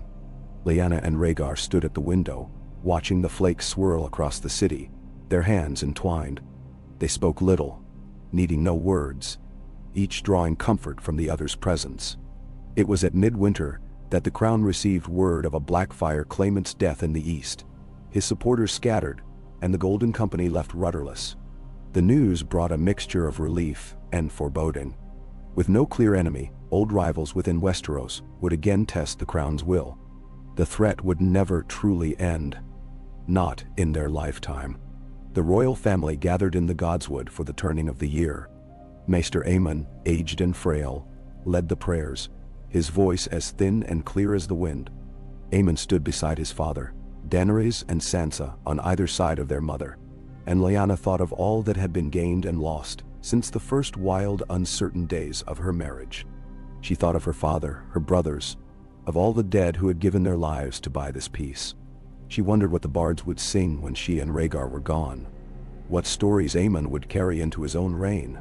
As the bells tolled midnight and the city cheered, Lyanna pressed her lips to her children's hair, and whispered a single prayer to the old gods and the new. For courage, for wisdom, for a peace that would last beyond even memory. In the months that followed, the snow thawed, and the city bloomed anew. The dangers never vanished, but neither did the hope. Lyanna walked the ramparts every morning as she always had, and found comfort in the laughter of her children, the steady presence of her king, the stubborn resilience of a realm determined, at last, to live. And as spring rose once more over Westeros, Lyanna Stark, Queen of the Seven Kingdoms, watched the banners fly and knew she would not falter. For peace was no longer a hope, it was her legacy, and it would endure, so long as she drew breath and her children walked the halls of the Red Keep, dragons and wolves together in the dawn. Spring in King's Landing was a riot of color and sound. 1,000 market stalls jostling for space along the river, blossoms bursting across the royal gardens, laughter rolling through the high halls of the Red Keep, as if the walls themselves rejoiced at the change in season. The city streets were thronged with travelers, merchants from the Reach and the Free Cities, shepherds from the Crownlands, and even the first wary traders from the newly reconciled West. Lyanna moved among them as she always had, listening to the music of their voices, hearing beneath the cheer the rumble of old anxieties and fresh ambitions. Aemon had grown to full manhood now, tall and broad. His hair still shot through with silver, his eyes calm and keen, his bearing that of one who had spent a lifetime walking the fine line between steel and mercy. The court watched him, and so did the lords who came and went, some seeking favor, others testing the mettle of the prince, who would soon be king. Beside him, Sansa had come into her own, her court a gathering of wisdom and quiet strength, her words able to settle disputes that once would have led to blood. Daenerys, wild and restless, was seldom seen inside at all. She led riding parties through the Kingswood, took hawks out to the rolling downs of the Stormlands, and swam in the river with the daughters of half a dozen houses, laughter trailing in her wake. Rhaegar ruled with a kind of reserved gravity, his face marked by time, his eyes often shadowed with the burdens of kingship. More and more, Lyanna found herself beside him at the council table.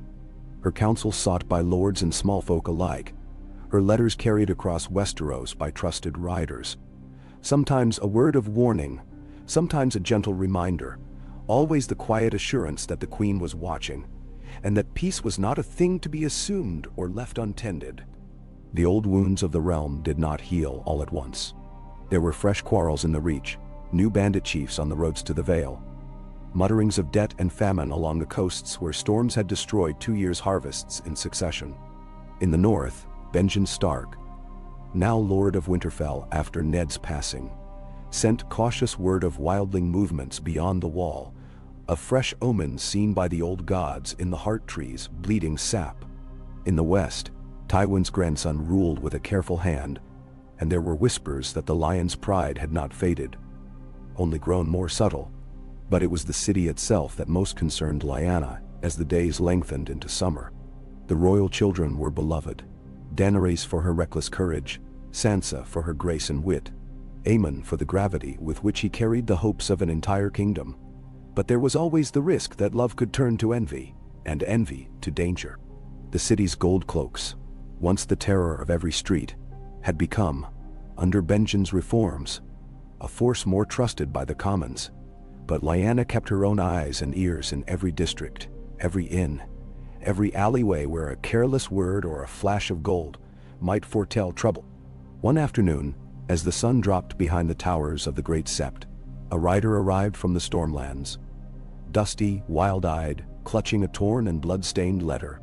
It bore the seal of Lord Lionel Baratheon, Robert's only son, and now Lord of Storm's End. Rhaegar and Lyanna read it together in the privacy of their solar, Daenerys sitting cross-legged on a windowsill. Sansa's needlework paused in her lap. It was brief but dire. Raiders had struck near the marches, armed men, mounted and masked, who moved by night, burning villages and slaughtering garrisons, then vanishing into the thick forests that bordered the Dornish marches. The sign left behind was a sunburst painted in blood and ash. Not Martell, but a message nonetheless. "We'll need to send help," Rhaegar said, fingers drumming the table. Lionel holds the Stormlands, but the Marches are old ground. Every house there remembers slights 3 generations past. If the raids continue, they'll blame Dorne, and we'll see another generation of blood feuds before harvest. Lyanna turned to Daenerys. You know those roads. Take the king's men south. Ride to every holdfast. Speak to every lord and hedge knight. Promise them the crown's justice, but show them our mercy first. Sansa, you will write to the ladies of the Marches. Offer grain, seed for next year's crops, and call their daughters to court for the festival. If we are seen as distant, we invite resentment. If we are seen as kin, we may yet keep the peace. Men? Aemon looked between his mother and father. I will go with Dany. Let them see the heirs not above their grief. Rhaegar hesitated, but Lyanna nodded. Go. Take Sir Arthur and half the King's Guard. Leave half here for the city. The lords must see that our strength is not only in arms, but in the willingness to trust our own children to their care. The next day, the city watched the royal party ride out. The silver and black of the prince, the white and gold of the King's Guard. Daenerys laughing as she raced Sansa's palfrey to the gates before turning south at the head of her riders. Lyanna watched them disappear down the dusty road and felt the old pang, half pride, half dread that came with every step away from safety. She turned her energies to the city's pulse, mediating council disputes, walking the markets, attending the septs, meeting with the guildmasters and the leaders of the city's various faiths. She found herself drawn to the orphanages most often.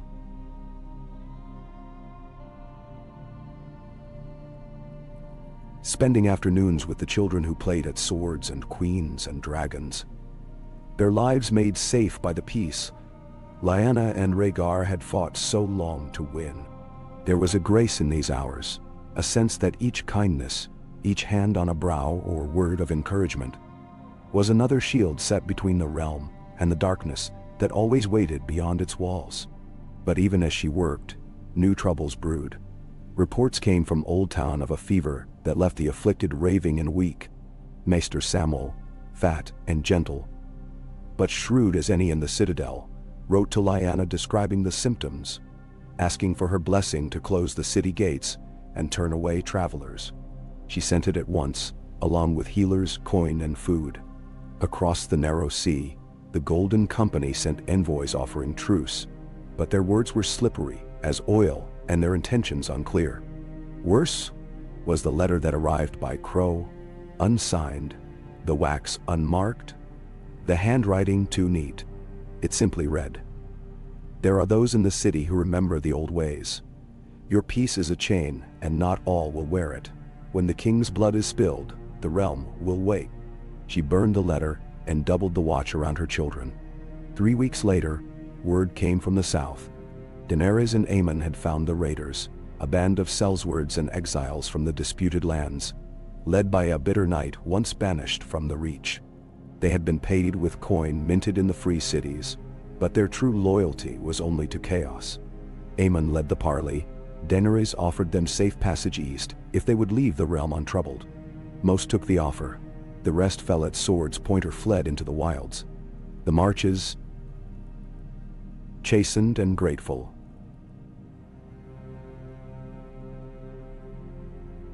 sent letters of thanks to the crown. At the festival, Sansa welcomed the daughters of half the southern houses, binding old wounds with song, dance, and the subtle courtesies of shared hope. The royal children returned to the city to cheers and banners, Lyanna and Rhaegar greeting them with a relief that neither dared voice in full. The council praised their wisdom, the court bards wrote psalms, and for a time, the city seemed to glow with the promise that the realm might truly be united at last. But peace is a moving target, and vigilance the only answer.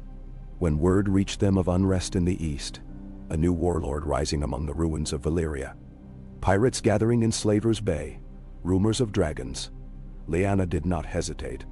She called her council, outlined plans for the royal fleet to patrol the narrow sea, and sent envoys to Braavos and Pentos, seeking allies before threats could harden into war. She met with the small council and the city's faith leaders, reminding them that unity was not only a matter of banners, but of compassion, justice, and the daily labor of 100,000 hands. At the midsummer feast, Rhaegar stood to address the gathered lords, his voice resonant in the golden hall. We have seen darkness, but we have not been overcome. We have seen division, but we have learned to trust. Our peace is not perfect, nor is it simple, but it is ours. We must tend it as we would tend a wounded friend or a precious child. That is the work of every man and woman here, and of every child who will come after us. Lyanna watched her family, pride swelling in her chest. She saw Aemon, tall and thoughtful, Sansa radiant with quiet strength, Daenerys wild and untamed. Rhaegar beside her, silver hair turned to gold in the firelight, and she thought, we have done it. For all the cost, for all the scars, we have done it. Later, as the city slept and the river whispered to the stars, Lyanna stood at her window, cool breeze in her hair. The bells of the great sept tolled softly in the distance, and the city, for the moment, was at peace. She whispered a promise into the dark, the vow of a queen and a mother, a wolf and a dragon, and all the woman she had ever been. Let them test us, let them try. We will endure. We will rise. And beneath the banners of dragon and wolf, Westeros dreamed on, held safe for another day. Ka. The scent of river mint drifted through the open windows of the Queen's solar as the city awoke, market bells ringing and the far-off clang of the smiths beginning their day's work. Lyanna watched the sun rise over the city's sprawl, her mind busy as always, not just with the rhythm of the Red Keep and the labyrinth of council and court, but with the thousand small details that made peace not a word but a living thing. The letters from Winterfell and Old Town and Sunspear piled high on her desk, and she moved through them as a swordsman might dance through an enemy's guard.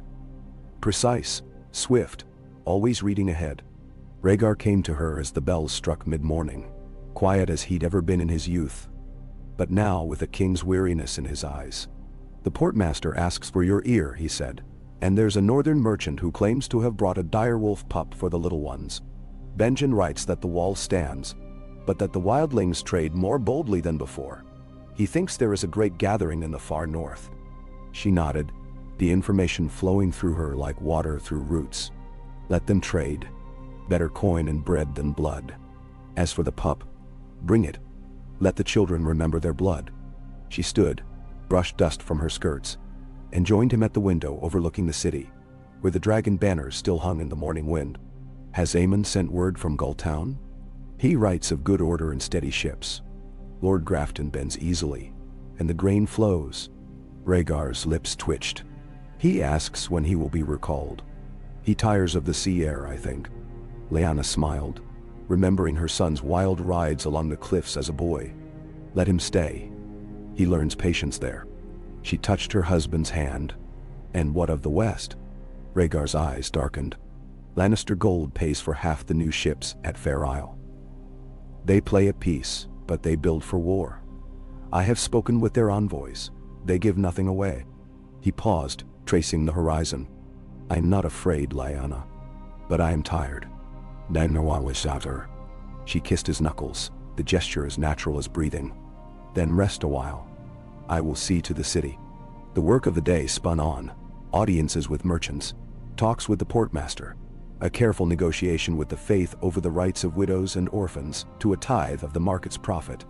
She visited the kitchens, laughing with the cooks as they prepared a new dish from Dornish peppers.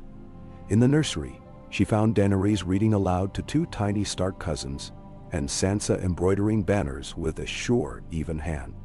Later, she walked the castle with Maester Aemon.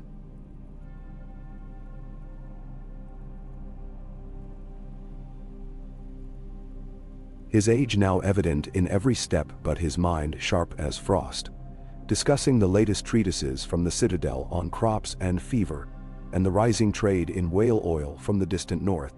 That afternoon a storm blew in from the west, the sky turning as dark as slate. Lyanna stood in the tower window, watching the river churn with rain and the city shrink beneath the gray deluge.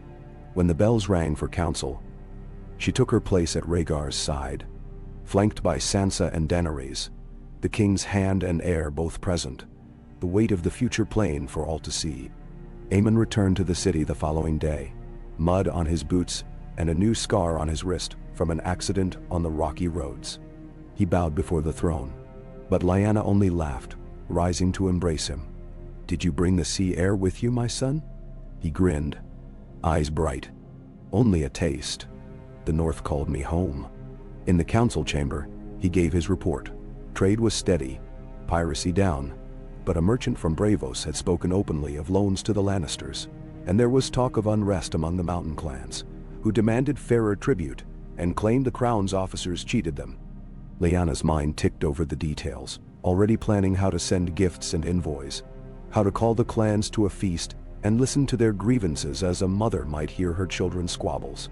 That night, a quiet supper in the Queen's solar. A rarity. Just the family, with candles lit against the storm's fading rumble. Rhaegar played a gentle song on his harp. Daenerys sang verses learned from the Dornish singers, and Sansa set the little ones to sleep with tales of wolves and wildlings and the wall. Aemon at last confided his own concern. "There are whispers in every port, mother.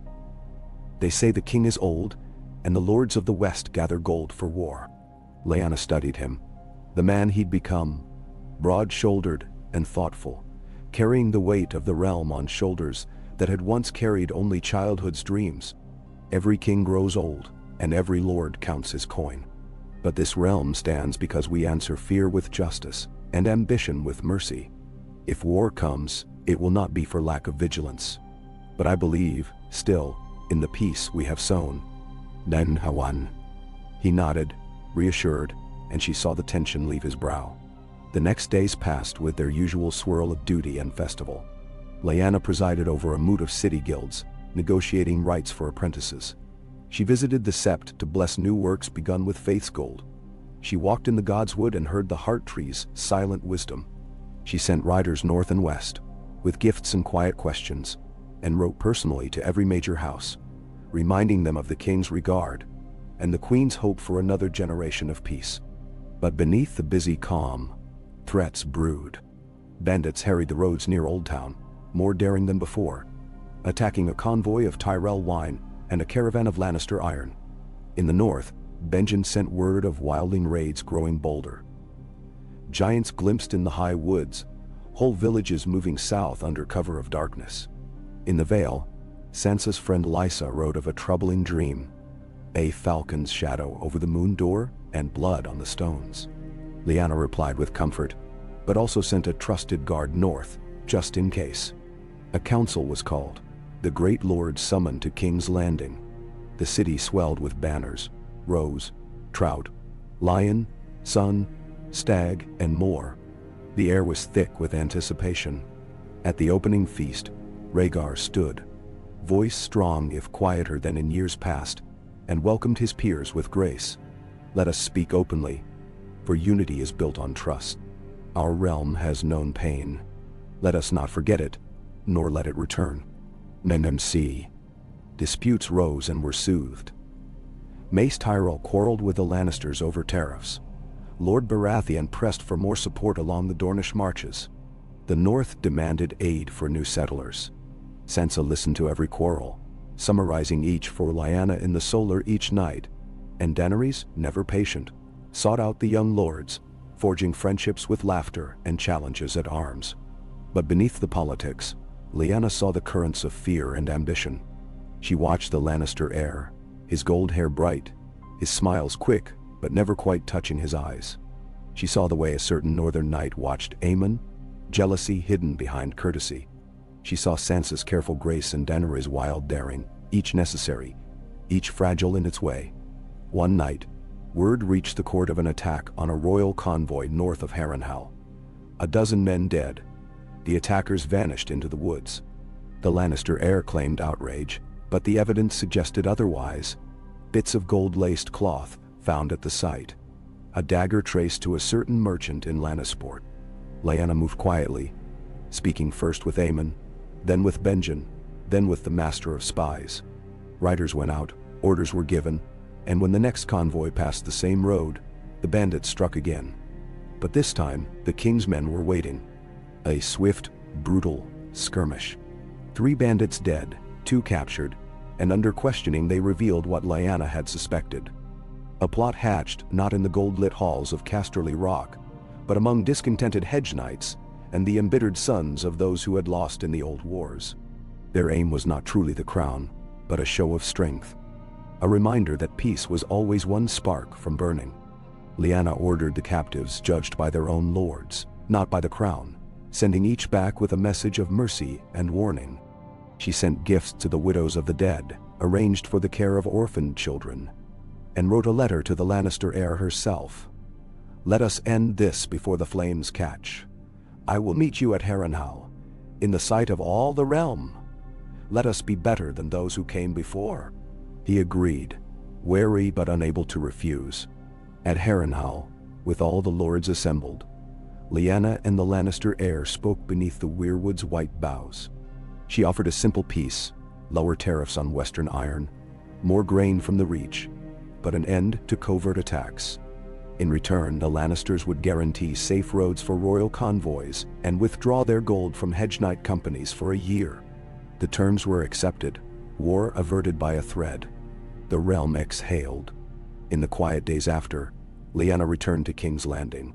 She walked the city, speaking to the bakers and cobblers, the stewards and maids, reminding herself that peace was not a crown to be worn, but a field to be tilled every day. Rhaegar met her on the ramparts at sunset. "You have done what even Aegon could not," he said softly. "You have kept the peace, not by dragonfire, but by courage and heart." She smiled, resting her head on his shoulder as the city glimmered gold and red beneath them. "We did this together," she said, "and our children will keep it, if we teach them well." As dusk fell, the sounds of music and laughter drifted up from the city. Lyanna watched as the banners stirred in the breeze, and she thought not of past wars or future threats, but of the living present, of all the hearts that beat, all the hands that worked, to keep the realm safe for another day. And as night descended, the queen stood watch, a wolf at peace in the heart of the dragon's lair, her legacy living, breathing, and ready to endure. Kay. Long summer stretched on and on, sun-bright and relentless, the air in King's Landing shimmering with heat. The city wore the warmth like a fever, its gardens lush and overgrown, fountains burbling beneath the towers of the Red Keep, the scent of lemon and wild thyme drifting in from the market gardens along the Blackwater. Yet beneath the beauty, the old tensions never wholly faded. Lyanna felt them in the restless murmurs at court, the ceaseless news from the north and west, and in the dreams that sometimes woke her in the blue pre-dawn, thick with the memory of running wolves and fires on distant hill. Aemon and Daenerys rode out most mornings at first light, their company a swirl of laughter, silver and dark hair gleaming as they ranged through the Kingswood. The prince and his wild sister never so free as in flight. Sometimes Sansa joined them, though she preferred the city's cool courts and sun-dappled gardens, where she gathered the daughters of lords and knights to read poetry and sing, binding the next generation in invisible webs of friendship and gentle power. Rhaegar watched them all with the measured fondness of a man who had come to understand that love was his realm's best armor and its greatest vulnerability. The city thrived in their care. Bread was cheap, wine flowed, and justice was swift but seldom cruel. Lyanna sat in judgment on market days, dispensing coin to orphanages, hearing disputes over trade and marriage, sometimes laughing, sometimes firm, always steady. When the heat drove the poor to riot in the shade of the Great Sept, she walked among them with pitchers of well water, soothing unrest not with threats but with the living memory of hunger and fear. Yet news from afar brought reminders of the world's edge. In the north, Benjen wrote of wildlings pressing against the wall. Driven by strange weather and stories of restless dead, he asked for healers and seed for new barley, and Lyanna sent both, along with a letter of warning. The cold must never be forgotten. Feed those you can, but do not lower your guard. From Old Town came tales of fever among the sailors, and from the Vale, Sansa's friend Lysa sent word of bandits in the high passes, led by a mysterious knight with a black shield and no crest. In the west, the Lannisters grew richer, their gold mines once again running deep, and the old lion's cub, grown into a man of ambition and skill, sent gifts and envoys, every word gilded and double-edged. Summer meant festivals, a feast for Rhaegar's name day, a tourney on the riverbank, processions of painted wagons bearing minstrels and mummers, and nights when the city glowed with lanterns and song. Aemon presided over the lists, his skill with sword and lance winning the admiration of knights from every corner of the realm. Daenerys, fierce and fearless, bested even some of the men in the archery field, her laughter ringing above the crowds. Sansa planned pageants, her grace and wit smoothing every quarrel, and when the winners came to kneel, Lyanna smiled to see the pride and hope in her children's faces. But even as the city sang, Lyanna never forgot her vigilance. She walked the ramparts at dawn and dusk, listening to the wind and the banners, the distant calls of river gulls. She met with the captain of the Gold Cloaks in the quiet hours before sunrise, discussing the slow rise of cut purses and smugglers who slipped past the city gates at night. She sent trusted riders to every major house, her own letters firm but warm. Remember what we have built. Guard it with open hands, not closed fists. One morning, the Princess Daenerys brought home a wounded raven. Black-feathered, one wing broken, a scrap of gold thread tangled round its leg. The maesters puzzled over it, and Lyanna's heart quickened as she recognized the seal of Casterly Rock. The message was written in a cipher she and Tywin Lannister had shared in the years after peace was first won, a remnant of caution from another age. It was brief and chilling. The West will not wait forever. Our sons grow restless. The world changes. Be ready. She showed the letter to Rhaegar, and together they summoned Aemon, Sansa, and Daenerys to the Solar as evening fell. The king's hair was more silver now than gold, his eyes dark and searching. "We have always known the peace would not last forever," he said quietly. "What matters is that we do not lose ourselves to fear or pride." Aemon's jaw was set, his face shadowed by thought. "The Lannisters have watched and waited and grown strong while the rest of us healed the realm. If they wish to test the crown, let them. I will stand." Daenerys snorted, her gaze sharp as a hawk's. "They want us to act first. If we do, we give them the war they long for. Let them come to us. Let them be seen as the ones to break faith." Sansa's voice was soft, but her words carried weight. "We must prepare, but not with swords alone. The lords will follow who they trust, not who they fear. Let us call a council, invite the great houses to King's Landing, not in answer to a threat, but in celebration of summer's bounty. Show the realm our strength is in unity, not suspicion." Lyanna looked on them, heart swelling with a pride edged with pain. "You are right, all of you. War is not only fought in the field. Let us win it in the hearts of the realm first." So it was done. Messengers rode to every corner of Westeros, inviting lords and ladies, knights and maesters, to a grand summer council in King's Landing. The city prepared with a flurry of banners. Ships filled the harbor. The markets overflowed with food and flowers, and every imaginable craft. Lyanna walked the preparations herself, meeting with city guilds and gold cloaks, checking on the healers, the kitchens, the city's waterworks. She saw the excitement in the people's faces, the hope, yes, but also the nerves, the old suspicions.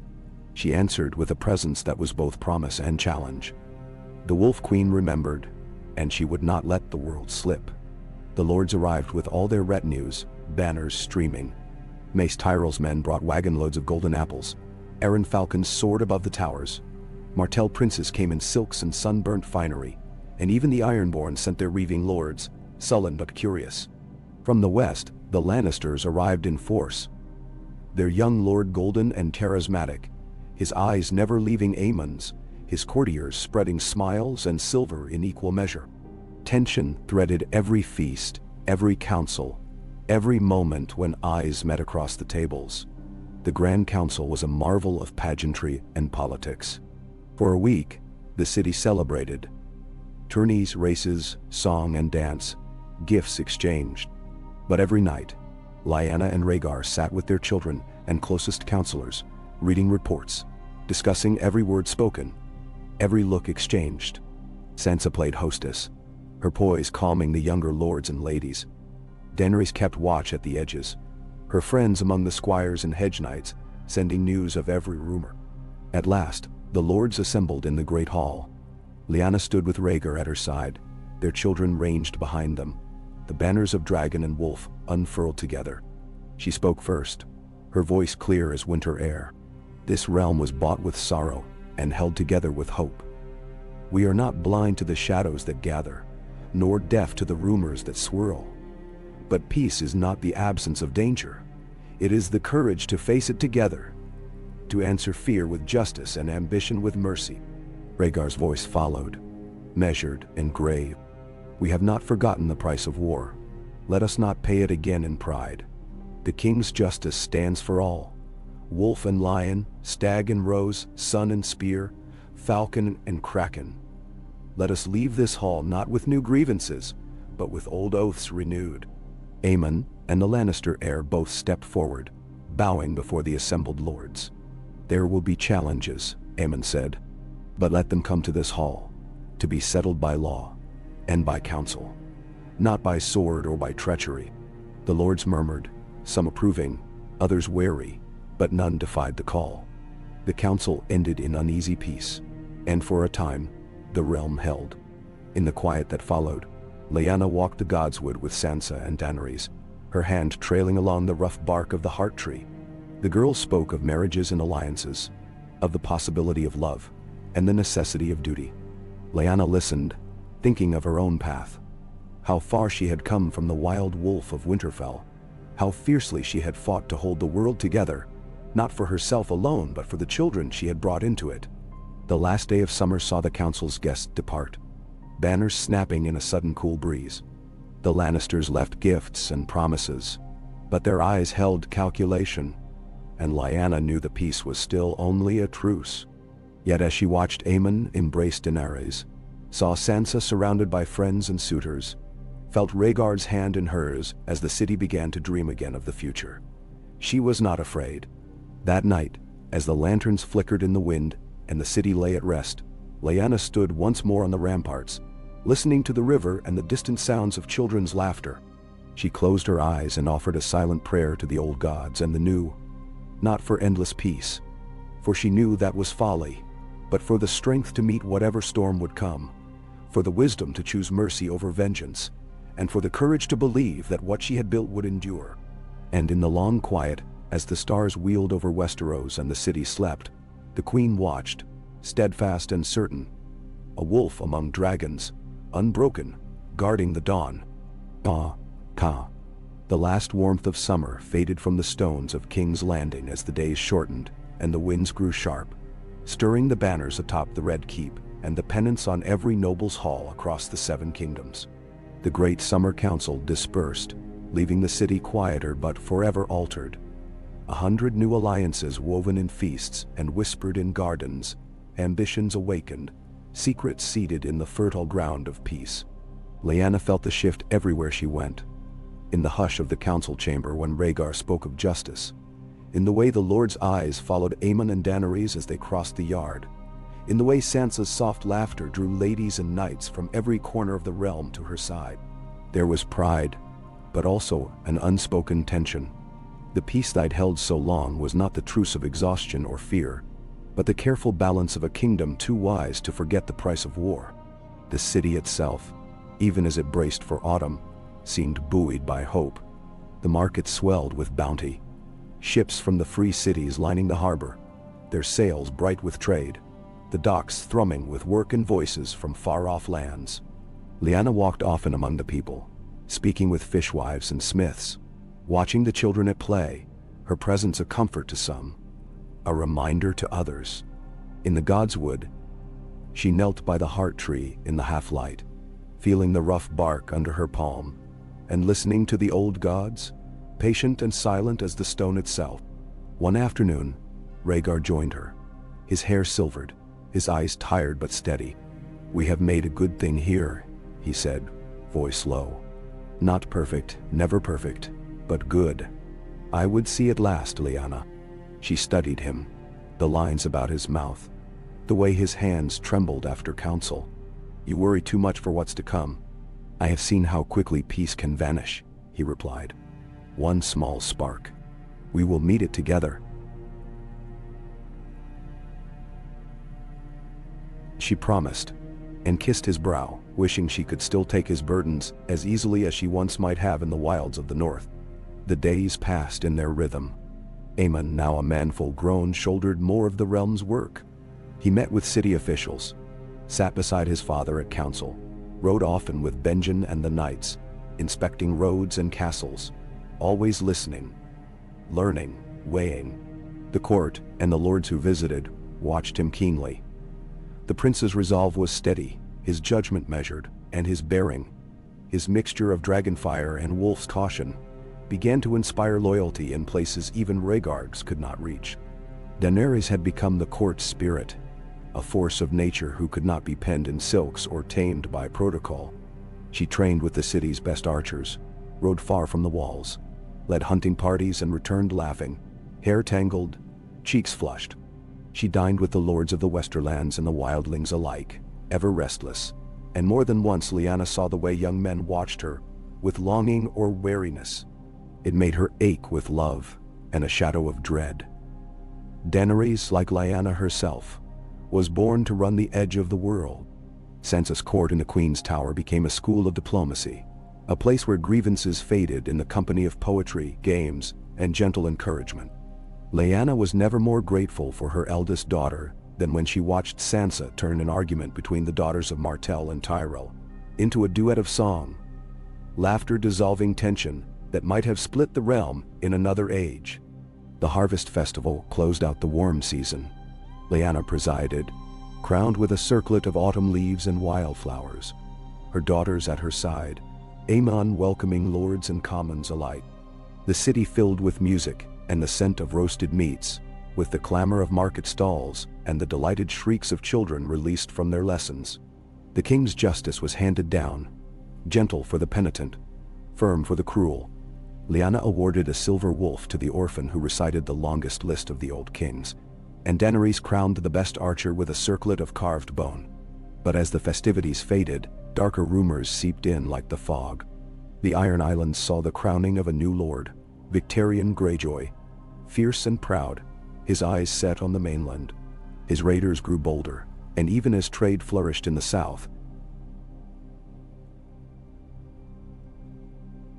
ships went missing along the western shore. Tyrell riders reported wild men on the Rose Road, and in the north, Benjen wrote of signs in the snow, villages emptied, wildlings gone south, tales of something ancient stirring in the far reaches of the Frostfangs. Rhaegar called the council at dusk, the hearths burning low, the great table heavy with maps and reports. "This is the work of our time," he said. "Peace is not stillness. It is a living thing, threatened from within and without." Aemon urged caution. "Let us send riders, heal wounds with food, hold council with the wildlings if we must. Let them see we are not the old kings, quick with fire and death." Sansa advised patience. "We must not turn every rumor into an enemy." But Daenerys, her eyes burning, longed to ride north and see the truth with her own eyes. Lyanna listened, holding each thread of advice, weaving them into a tapestry of action. It was decided. A royal progress north, the king and queen, their children, and a retinue of trusted lords and knights would travel to Winterfell as the first snows fell. Letters flew across the realm, summoning Stark bannermen, inviting the lords of the West and Vale, the Riverlands and Dorne, to join them for a winter council in the heart of the North. The message was clear. The realm would stand as one. The journey north was slow, the royal party growing as lords and ladies joined their train. The lands were heavy with bounty, the air sweet with the promise of frost. Villages lined the roads, children throwing garlands and singing songs of dragons and wolves, of queens and peace. Lyanna rode at Rhaegar's side, Sansa and Daenerys close, Aemon a constant presence among the knights. The bond of family, of realm, felt unbreakable. At Winterfell, the old castle had never seemed so alive. Fires blazed, banners hung from every wall, the gods wood deep and silent as Lyanna remembered. Benjen greeted them at the gates, his hair streaked with white, his children clustered around him. Old friends embraced, new alliances were forged, and for days the walls rang with feasts and laughter. But beneath the joy was an undercurrent of fear. Benjen showed them the latest reports. A wildling village gone without trace, a circle of dead trees, a hunter's tale of shadows moving beneath the snow. Daenerys led a party into the woods. She returned shaken, her archers uneasy, the wild a little too silent. At the Winter Council, the lords debated the tales. Victarion Greyjoy's envoys denied any raids, blaming the restlessness of the sea. Tyrells and Martells traded stories of bandits and old magics, and from the east, even the Free Cities sent warning, something stirs, dragons or worse. Rhaegar, calm but watchful, listened to every voice. In private, Lyanna and Rhaegar sat in the godswood, the snow falling silent and slow. "Do you believe it?" she asked. "Something more than wildlings and old ghosts." He considered. "I believe that fear can make truth of any shadow, but I also believe in what I see. The world is changing. If there is a threat, we will face it. If it is only rumor, we will not let fear undo what we have built." Nentero. Their children joined them in the snow, Sansa wrapping Lyanna in a warm cloak, Aemon watching the woods, Daenerys brushing snow from her sister's hair. They were the future, Lyanna thought. All that she and Rhaegar had struggled to build. A unity forged in fire and frost, in mercy and vigilance. The snows deepened, the nights grew long. Tales came in from every quarter. A village found empty, a merchant driven mad by dreams of ice, a ship lost at sea, its crew never seen again. But the lords did not break faith. They kept watch, rode patrols, shared warmth and counsel, and hope. Lyanna visited the orphaned and the lost, her words a shield against the cold. And as winter closed around Winterfell, as the old gods whispered in the darkness, Lyanna stood with her family beneath the heart tree, her promise unbroken. "We have known darkness and we have met it together. Whatever comes, we will endure." When at last the council broke and the banners turned south, Lyanna watched the riders vanish into the snowy dawn. In her heart was a fierce, abiding faith. Not in endless peace, but in the strength they had forged, in the love that bound dragon and wolf, in the courage to face another winter together. The world would turn again. Storms would come, but in that season of unity, with family and realm knit as one beneath the falling snow, Lyanna Stark, queen, mother, daughter of winter, kept her silent watch, guarding the dawn. K. Snow blanketed the world beyond Winterfell's walls, draping the godswood in white, muffling the laughter that rose from the practice yards and the clang of steel from the distant forges. For Lyanna, the return to her childhood home after so many years as queen was a strange, bittersweet joy. A reunion with memory and a reminder of all that had changed since that long-ago spring when she'd first ridden south to destiny. Now she walked the familiar corridors with Rhaegar's hand in hers, her children trailing behind, all the burdens of crown and realm pressed close, but somehow lighter, softened by the presence of kin and the old stones that had seen the north through winters uncounted. The Winter Council continued, day after day. In the great hall, fires roared, melting the ice from boots and beards as lords and knights debated the shape of coming storms. Benjen presided at the high table, his voice clear and strong for all its age. Lords of the West and Reach, the Riverlands, Vale and Dorne, all spoke their piece. Reports of wildlings and missing ships giving way to worries about harvests, taxes, and the always delicate question of which house's banners would fly highest at court. The Lannisters, their new lord proud and clever, pressed for more gold to secure the western coasts. Mace Tyrell advocated grain to be sent to villages threatened by hard frost. Through it all, Lyanna and Rhaegar listened, weighed and tempered pride with patience. Aemon's presence grew each day.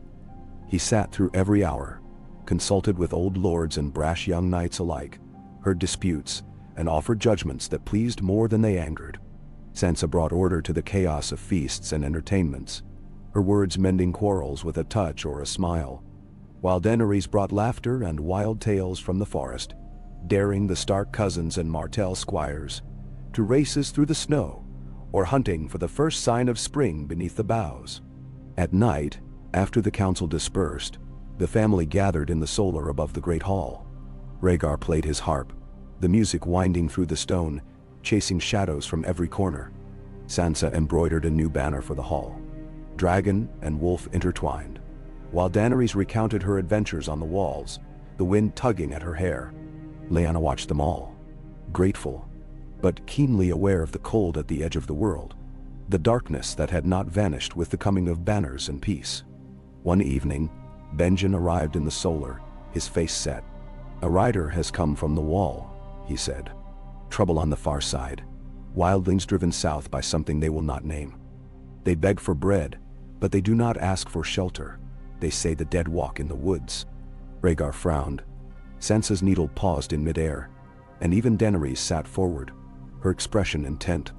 "Old tales," said Daenerys softly, "but tales that never quite die." Lyanna's heart beat faster. She remembered the stories, the warnings, the uneasy peace that lived in the bones of the North. "We must send men and supplies," she said, "and someone to see for themselves what's true." Aemon volunteered at once. "Let me go. I will take a small party, no banners, no show of force. I will find the truth and return before the first thaw." Rhaegar hesitated, but Lyanna met his eyes, and together they agreed. "Take the best men and some of the wildlings who have come south," she said. "Trust their eyes and ears as you would trust your own." So it was done. Aemon set out at dawn with Benjen and a dozen picked men. Knights of the Kingsguard, Stark archers, wildlings with painted faces and hard eyes, a maester and 3 of the Night's Watch. The North watched them ride, a shadow of the ancient stories stirring in the hearts of every man and woman who saw them go. Days passed, tense and slow. Lyanna moved through Winterfell, never still, never idle. She attended council, walked the yards, listened to the small folk and the old women who spun tales by the kitchen fire. She visited the Godswood each morning, pressing her hand to the heart tree, whispering prayers to the old gods and the new wow. She wrote letters to every great house, urging vigilance, kindness, patience. She sent messages to the faith, to the free cities, to the maesters of Old Town, seeking knowledge of anything that might shed light on the threat. When Aemon's party returned, it was just before the new moon. The riders were weary, their faces grim, but none had fallen. Aemon himself bore a new scar on his cheek, and a silence about him that unsettled Lyanna even before he spoke. "We found wildlings," he told the council, "but no open war. They are afraid. Something hunts them in the woods, men who do not bleed, who do not speak. At night we saw lights, pale and cold, far off beneath the trees. The old ones called them the others. We brought one of their dead back to the wall. It moved in the night, though its wounds should have been fatal." A hush fell over the hall. Benjen nodded, grave and fierce. "We must reinforce the watch," he said. "The wall must not fall." Rhaegar was thoughtful. "Send word to every lord. Prepare for winter. Truly prepare. Food, arms, shelter. Do not speak of terror, but of duty." Daenerys was first to break the tension. "Let me ride south. I will tell the banners of the threat. Sansa will keep peace in Winterfell, and Mother," she turned to Lyanna, "you will hold the North together. We will not let fear rule us." Lyanna agreed, pride warring with dread. She helped organize the supplies, wrote again to every corner of the realm, spoke to the North in language they understood. Practical, firm, unyielding. The West sent gold and iron. The Reach sent wagons of wheat and barley. Dorne sent oranges and lemons, and archers skilled in the desert sun. Ships from Old Town brought casks of oil and steel, lanterns and the latest alchemical secrets. Even the Ironborn, under pressure from the king, and their own fear of the unknown sent ships north with dried fish and timber. Winterfell became the center of the realm, a gathering place for hope and defense. Lords from the Riverlands, the Vale, even distant houses of the Crown Lands came, bringing men and stories, new loyalties, and old rivalries set aside for now. Sansa managed the endless arrivals. Daenerys rode out with patrols to watch the woods. Rhaegar spent hours in the crypts, seeking what wisdom the ancient kings might offer. Aemon, changed but resolute, met daily with the Night's Watch, learning all he could of the Wall's defenses, the wildlings' knowledge, the tactics of fighting an enemy who did not fear pain or death. He listened to the tales of old rangers, the songs of the free folk, the whispered warnings of the crannogmen who knew the haunted marshes. Every night, he returned to Lyanna's solar, and she held his hand in silence, grateful for every hour he was safe. As the first true blizzard of winter struck, news came of a battle beyond the Wall. Wildlings and Black Brothers fighting side by side to hold back a wave of pale, silent whites. They prevailed, for now, but the cost was high. The Watch sent desperate pleas for men and arms. Rhaegar ordered more sent, and Aemon prepared to ride again. That night, in the candlelit quiet of Winterfell's library, Lyanna and Rhaegar met with their children. "We have faced war before," Rhaegar said, his voice steady. "But this is something older. We must hold together, no matter what." Lyanna pressed her children's hands. "Remember what you are, Stark and Targaryen, wolf and dragon, hope of a realm that has weathered every storm.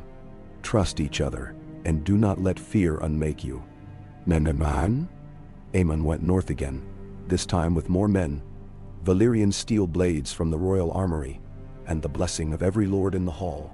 Sansa remained at Lyanna's side, managing the flood of refugees, keeping order, teaching the young and the frightened to serve as pages and stewards.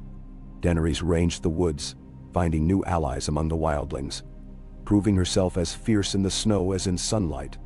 Winter deepened, the world shrinking to firelight and memory, the cold a presence at every door. Yet within Winterfell's walls there was hope, a sense that whatever came from the darkness beyond the Wall, the realm would not fall without a fight. And in those long cold nights, Lyanna Stark stood at the heart of it all, tireless, unbroken, a queen of winter and dawn. She moved from hall to hall, cellar to crypt, yard to godswood, her presence a promise. She was the voice that soothed the frightened, the hand that guided the bold, the spirit that would not yield even when the wind howled and the walls groaned beneath the snow. In the end, she knew, peace was more than the absence of war. It was the will to face the darkness together, to meet every dawn with courage. And as the first snows of spring began to fall, silver and cold in the pale morning light, Lyanna watched from the battlements, her family at her side, and she dared to believe that what they had built, against all odds, in defiance of fate, would last. The banners of dragon and wolf snapped together in the cold wind, and the heart of the realm beat strong, ready for whatever tomorrow might bring. Kay. Snow whirled against Winterfell's ancient towers, rattling the shutters of the Queen's solar as Lyanna bent over her letters by candlelight. The world outside was deep and silent, blanketed in white, the courtyard empty save for bundled watchmen and the occasional stark direwolf slipping ghost-like from shadow to shadow. Within the walls, however, life thrummed. Servants tending fires and children laughing in the corridors, knights drilling in the yard despite the cold lords and ladies gathering around the hearths with cups of mulled wine and anxious whispers. Every day brought new tidings from the Wall, some hopeful, most grim. Aemon's parties had begun to return with hard-won knowledge. How to spot the tracks of whites in moonlit snow, which ancient swords shone brightest against the others, which wildling chiefs would fight and which would flee. Sansa recorded each tale with her neat script, dispatching fresh orders to keep stores dry, to ensure there was always a warm place for the next desperate soul who arrived out of the blizzard. The Hall of Winterfell had become a war room. Maps littered every table, of the gift and the wall, of the haunted forest, the last hearth, the river crossings and the coast. Benjen and Rhaegar presided over every council, sometimes joined by old maesters, sometimes by wildlings who had bent the knee or pledged their axes to the cause. Lyanna knew every face now. Mance Rayder's captains, the silent giant 1-1. Even the Crowl chieftain from Skagos with his wolf-pelt cloak and haunted eyes. Old divisions meant nothing beside the threat gathering beyond the wall. But war was not the only battle. Inside Winterfell's crowded halls, hundreds jostled for space, food and warmth. Lords and small folk, knights and washerwomen, children who had never seen a snowflake before. Daenerys was everywhere at once. Helping the sick, organizing games for the children, cajoling quarrelsome lords to share their grain, their wood, their patience. Sansa, ever calm, ever gracious, ensured that no one was forgotten and no slight went unanswered. Lyanna herself moved through it all. A touch here, a word there, her presence steady as stone. On the coldest night yet, as the wind howled like a direwolf at the gates, Lyanna summoned her family to the heart tree. The godswood was hushed, lit by lanterns and the shimmer of frost on ancient branches. The old gods watched, mute but present, as Lyanna spoke. We have lived through peace and war. We have lost and gained, and all of it has brought us here. The world beyond the wall stirs with an enemy our ancestors feared, and few believed we would ever see again. But I look at you, my children, my brothers, my king, and I know we are not alone. The realm stands with us. Winterfell will stand. And so, Rhaegar laid his hand on hers, the cold no match for their warmth. Whatever comes, we meet it together. Aemon spoke next, his voice older, weightier than the boy Lyanna once tucked into bed with songs of the north. We have the strength of every kingdom behind us. Wolves and dragons, sun and rose, even the Ironborn send what aid they can. I have seen the dead, and I know what must be done. We will hold. Sansa and Daenerys echoed him, their words strong as the heart tree's roots. The people will follow where hope leads, said Sansa, and Daenerys added, we will not flinch whatever the dawn brings. The days that followed were an endless flurry of work and vigilance. Winter deepened. Food grew scarce. Tempers flared and faded. Lyanna spent hours in the kitchens with the cooks, teaching them to stretch barley and oats, to make broth from bones, to turn every last scrap to something warm and filling. She walked the walls with the captains of the guard, testing each gate and tower, making certain every torch and brazier was ready for a siege. News from the wall came by raven, then, after a great storm, not at all. 3 days of silence, and then a rider arrived at the gates of Winterfell at midnight, half frozen and bloodied, his cloak in tatters. The Night's Watch had fought a running battle at the Bridge of Skulls, many dead, but the wall still held. Aemon had distinguished himself in the fray, slaying 2 whites and saving Benjen from the jaws of a corpse hound. But he had taken a wound, nothing mortal, but enough to keep him behind the wall while the next parties ranged north to track the others' movements. Lyanna tended her son herself, sitting at his bedside as he slept, the wound on his thigh cleaned and stitched by Sansa's careful hand.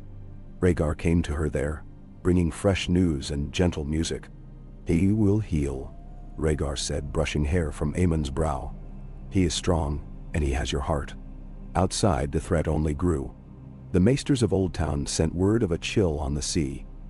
Ships driven ashore by pack ice and storms that no memory could recall. From the Eyrie came tales of a white wind howling across the mountains, leaving frost-bitten bodies in its wake.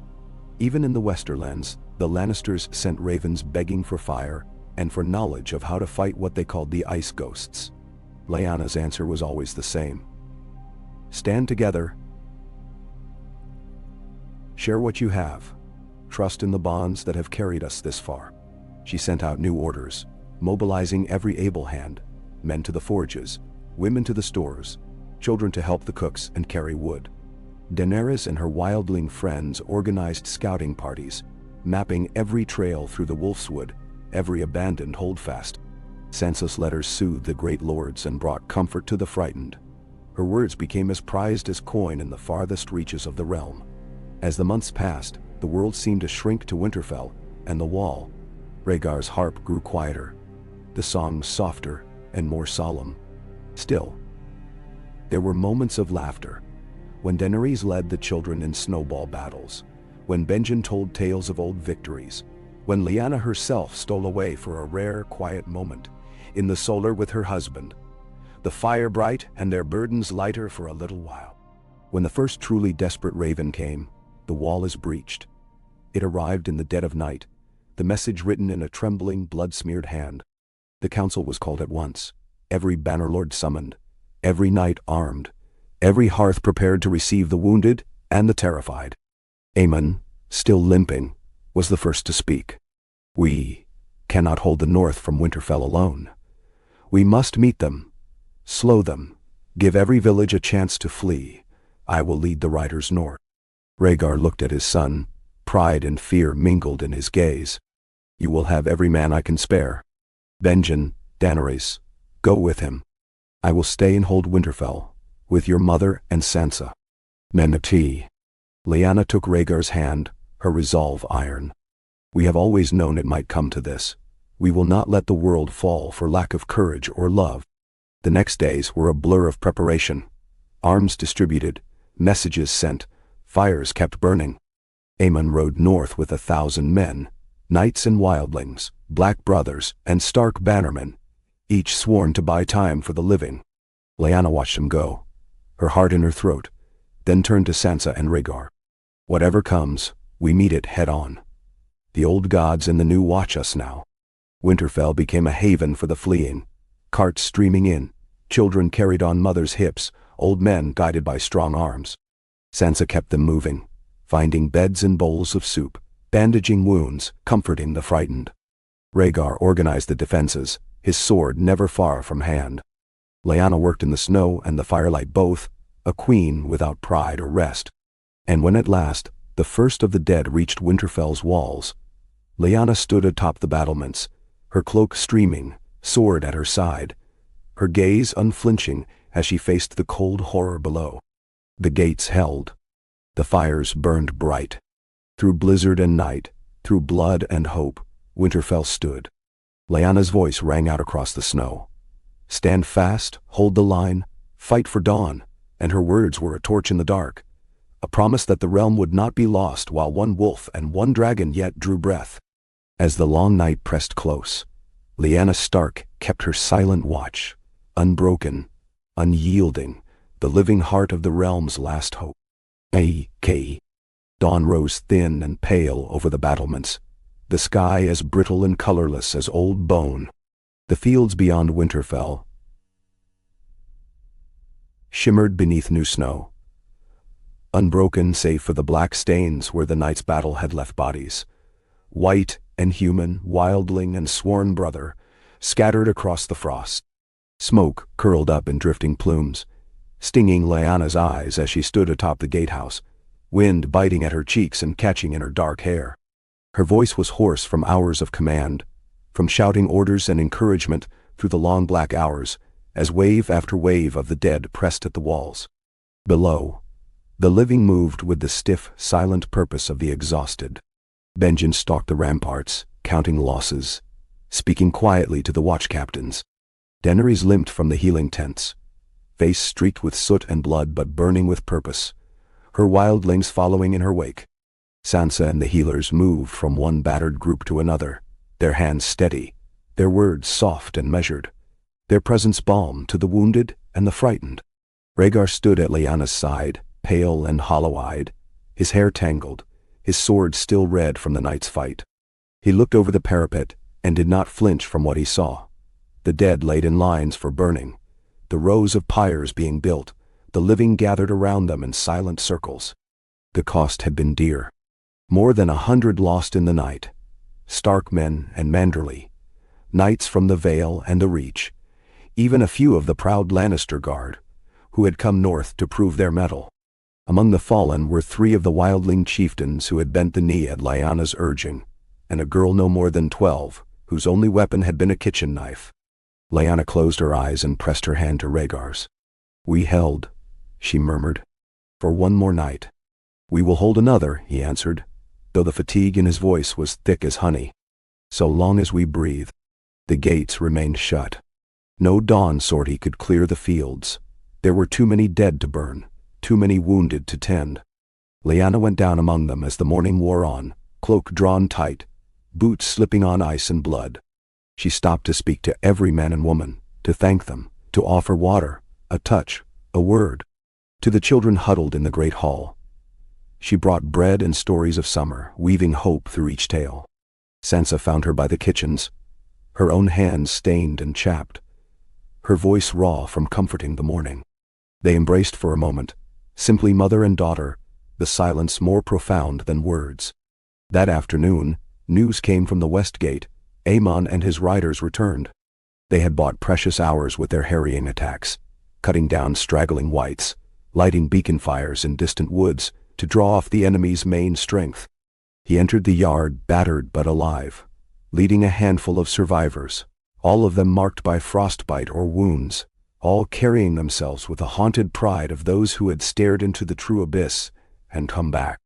Lyanna embraced her son fiercely, feeling in his shivering frame the cost of every league ridden, every sword drawn. "You did all you could," she whispered. "You brought them home." Aemon only shook his head. "It's not enough. The dead are not spent. They mass in the woods, more than before. They are learning, Mother. They do not fear the walls or the fire. They are patient." Benjen joined them, eyes shadowed. "We have days, perhaps. No more. Word must be sent. Every lord, every house, must be called to arms. If we fall, the realm falls with us." Rhaegar gathered the council as dusk fell. Every bannerman, every lord, every sworn sword and wildling chief, the surviving maesters, the leaders of the gold cloaks, and even the Ironborn who had ridden north for plunder and stayed for survival. The great hall was crowded with exhaustion and fear, the fires struggling against the cold. Lyanna stood before them all. Her voice, when she spoke, was quiet at first, but it grew in strength and certainty, and the words echoed from the stone. "We do not fight only for Winterfell," she said. "We fight for every child in every village, every mother who waits by the fire, every dream of summer and peace that this world can still hold. We cannot outlast the dead with walls. We must meet them, burn them, scatter their ranks, or we are lost." She looked to Aemon, who lifted his chin, pain and determination written in every line of his face. "We ride at first light," he said. "We strike for the woods, for the old barrow fields, anywhere the dead mass. We take every man and woman who can wield a blade or fire a bow." Benjen nodded. "We know the land. The wall still stands in places. The watch will ride with you." Daenerys stood as well, her voice fierce. "I will go. My riders know every path. We'll harry their flanks, strike at their rear guard, lead them into the fire." Rhaegar pressed his hand to Lyanna's shoulder, his voice hoarse but strong. "We will not yield the walls. Sansa, you will command the healers, the cooks, the children. You keep the heart of Winterfell beating. Lyanna and I will stand with the last defense, whatever comes." Night fell like a shroud, the wind keening through the gates. Lyanna walked the halls, finding each of her children, speaking to the men and women she had come to love as kin, offering what comfort and courage she could. She found Sansa in the great hall, organizing cots for the wounded, and knelt beside her, taking her hands. "You are the best of us," Lyanna whispered. "When this is done, the realm will remember." Dawn's pale fire crept across the sky, barely illuminating the banners still flying above the battered walls. Wolf and dragon, trout and sun, rose and lion, every house sworn to the living. The riders formed in the yard, Aemon and Daenerys at their head, Benjen beside them, wildlings and sworn brothers, knights and smallfolk, united by desperation and a spark of hope. Lyanna watched them go, her throat thick. She took her place beside Rhaegar atop the gatehouse, sword at her side, cloak wrapped tight. She could not recall a prayer that felt strong enough for such a day, so she simply whispered the names of all she loved, all she meant to save. The day's battle began as the sun touched the treetops. Whites surging from the woods, cold and tireless, their numbers undiminished by the night's burning. Arrows rained from the walls, fire leapt in sheets where the oil was poured, but the dead pressed forward, heedless. Aemon and Daenerys struck at their flanks, breaking their lines, driving them onto the burning fields. The sounds of war, steel on bone, fire roaring, the screams of the dying and the shouts of the living, rose and fell in waves, a terrible music. Through it all, Lyanna did not falter. She called orders to the men at her side, her sword flashing in the morning sun. She saw Sansa in the gatehouse below, calm amid chaos, tending wounds, organizing water and bread, steady as the north itself. Twice the dead reached the walls, and twice they were thrown back, the pyres burning hotter, the living grim and unbending. Benjen rode back and forth along the line, his voice carrying above the roar, "Hold, for Winterfell, for life!" And in the end, as the sun broke through thin clouds, and the last of the whites turned to ash beneath the flame, the fields beyond the walls lay quiet at last. The cost was terrible. Hundreds lost, many more wounded, the land itself scarred, but Winterfell stood. In the hush after, Lyanna and Rhaegar found each other in the courtyard. He pressed his forehead to hers, both weeping for joy and sorrow. Aemon and Daenerys, both wounded but alive, embraced them, Benjen close behind. Sansa led the survivors in song, her voice trembling, rising above the ruined field. The fires burned long that night. As stars wheeled over the battered towers, Lyanna watched from the ramparts, heart heavy but unbroken. She knew there would be more battles, more winters, more nights to endure. But they had held. The living had held. And so, as the first true sun of spring shone on the white roofs and the blackened fields, Lyanna Stark, Queen Mother, daughter of winter and hope, kept her watch, her family and her realm battered, bloodied, but alive, standing in the dawn that they had won together. "Ya, come be." Oh. A thin golden sun crept over the battered ramparts of Winterfell, glinting on banners tattered but still flying. Wolf and dragon, and rose and lion, all streaked with soot and splashed with dried blood. It touched the frozen mud of the field where the dead had fallen, and now, at last, lay still. Smoke curled in ribbons from the charred heaps of whites, and from the great pyres built through the night. The living moved among them with numb purpose, digging graves for friends, tending wounds, and whispering thanks to gods both old and new. In the stillness of morning, a sense of awe clung to every soul within the walls. They had survived the storm. Lyanna walked the yard with Rhaegar, their hands entwined, their steps slow but steady. The wind still bit, but not as cruelly, and the sky, pale blue, seemed to promise something brighter. She paused to kneel by a dying fire, helping a squire warm his hands, and when the lad pressed her fingers with gratitude, she smiled, feeling the brittle tension in her own heart ease for the first time in days. She had slept only a few hours, but the sleep was dreamless, as if the gods had granted her a few precious moments of peace in return for the long night. Inside the great hall, Sansa oversaw the meal, bowls of thin but hot broth, hunks of black bread, and fresh water drawn from the deep wells. The wounded lay on pallets near the hearth, wildlings and knights alike, their moans soft, their eyes watchful. Daenerys moved among them with the ease of a healer, coaxing a smile from a man who had lost 3 fingers, lifting the spirits of a woman whose left arm was now bound in a sling. The children, too, sensed the change. They ate with hungry, eager focus, and then slipped outside to play in the trampled snow, their shrieks and laughter ringing high and true, as if defying death itself. Aemon and Benjen met Lyanna and Rhaegar at the end of the yard, snow-crusted in their beards, their eyes red from wind and weeping, but both unbowed. "The fields are clear," Aemon reported. "We burned every corpse. No sign of movement beyond the woods, only crows and foxes picking at the bones. The last of the wounded are inside. The survivors—" He shook his head, searching for words. "They're looking to us, Mother. All of them." Lyanna nodded. "We will give them what we can, hope, and a reason to believe the night is truly over. She glanced at Rhaegar, who gave her a weary, grateful smile. The council convened before midday.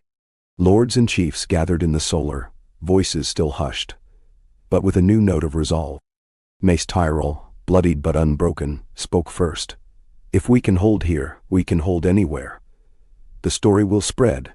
The realm will send men, gold, what we ask." The Lannister heir, pale and drawn, nodded his agreement. "We'll rebuild the roads, clear the villages, post guards in every holdfast. The West stands with you." Benjen offered a grim warning. "Let no one believe it is finished. There are dead in the snows yet. But the others are broken here.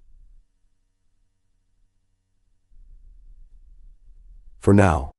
Aemon, leaning on his spear, met his father's eyes. "We must ride out in force, make sure the passes are clear, send word to every keep. But for this day, let the people rest. They have earned it." Lyanna presided, her presence as steady as the heart tree in winter. "We will tend to the dead first. The living will be fed, warmed, and heard. There will be no revenge in these walls. Wildling and Kneeler alike are now kin in battle. Tomorrow, we plan. Today we remember, and we bind our wounds. Then shall." So it was done. The day unfolded in slow, healing rhythms. Funeral pyres burned in the fields as the snow began to melt around their base. Lyanna led the first rites, Sansa at her side, reciting the old words in the Godswood. "The North remembers. The world endures." Rhaegar spoke for the South and the Crown, promising aid to every house that had bled for the realm, swearing to see the living honored. Throughout the day, small victories gave cause for celebration. A lost girl was found safe in the stables, wrapped in a direwolf's tail. A man left for dead awoke and drank a cup of broth, weeping as he was greeted by friends. The maesters confirmed that the wounded could be saved if supplies from the south could reach them. Lyanna sent riders at once, promising safe passage to any merchant willing to risk the last winter roads. As dusk fell, a feast was laid, not grand, but warm and lively. Meat and bread, root vegetables, and what wine could be spared. Songs rose in the great hall, voices at first hesitant, then swelling to fill the rafters. Daenerys danced with wildling children. Aemon played the harp. Sansa taught a Tyrell knight to sing a northern ballad, and Benjen, after much coaxing, led a toast to all who had died in defense of life. Afterward, Lyanna climbed to the ramparts with Rhaegar. Together, they looked out on the silent, snow-bright world. The fields of memory and the promise of spring mingled beneath the stars. "You did this," Rhaegar said softly, slipping his arm around her. "You and the children. I do not know if I would have found such hope alone." She leaned her head on his shoulder. "You did not have to. That was always the secret." In the weeks that followed, news arrived from every quarter. The Watch reporting no new movements of the dead, the Riverlands sending food and men, ships from the Vale and the Reach coming up the White Knife with grain and tools and letters of thanks. The Ironborn, surprisingly, sent a single ship loaded with salt fish and timber, a gruff apology from their lord written in a harsh but sincere hand. Lyanna saw to it that every house, great and small, was thanked by name. She drafted new laws for the care of orphans and widows, oversaw the rebuilding of the burned villages, and opened Winterfell's granaries for as long as the supplies would last. No one was turned away. Daenerys led the riders south to scout the King's Road and bring home the scattered. Sansa sent letters to every corner of the realm, weaving the ties of peace even as they grieved. Aemon and Benjen commanded the first patrols north, clearing what remained of the dead and aiding the last wildlings who wished to come in from the cold. As the snows receded and the earth began to thaw, a sense of possibility crept through Winterfell. Gardens were tilled, new sheep brought from White Harbor, and children's laughter rang out where only silence had dwelt for so long. A festival was planned for the first crocuses, a celebration of the living and the promise that the worst of the long night had passed. At the feast, Lyanna stood before her people, firelight flickering on her hair, her voice carrying clear and unwavering. "We are not unscarred. We are not unbroken. We are changed by what we have survived, but we have endured. Let this day mark the first of a new spring, not one without sorrow, but one full of hope. Da. Rhaegar and their children stood at her side, and all the banners of Westeros were raised together, the memory of winter not forgotten but forged into the strength of peace.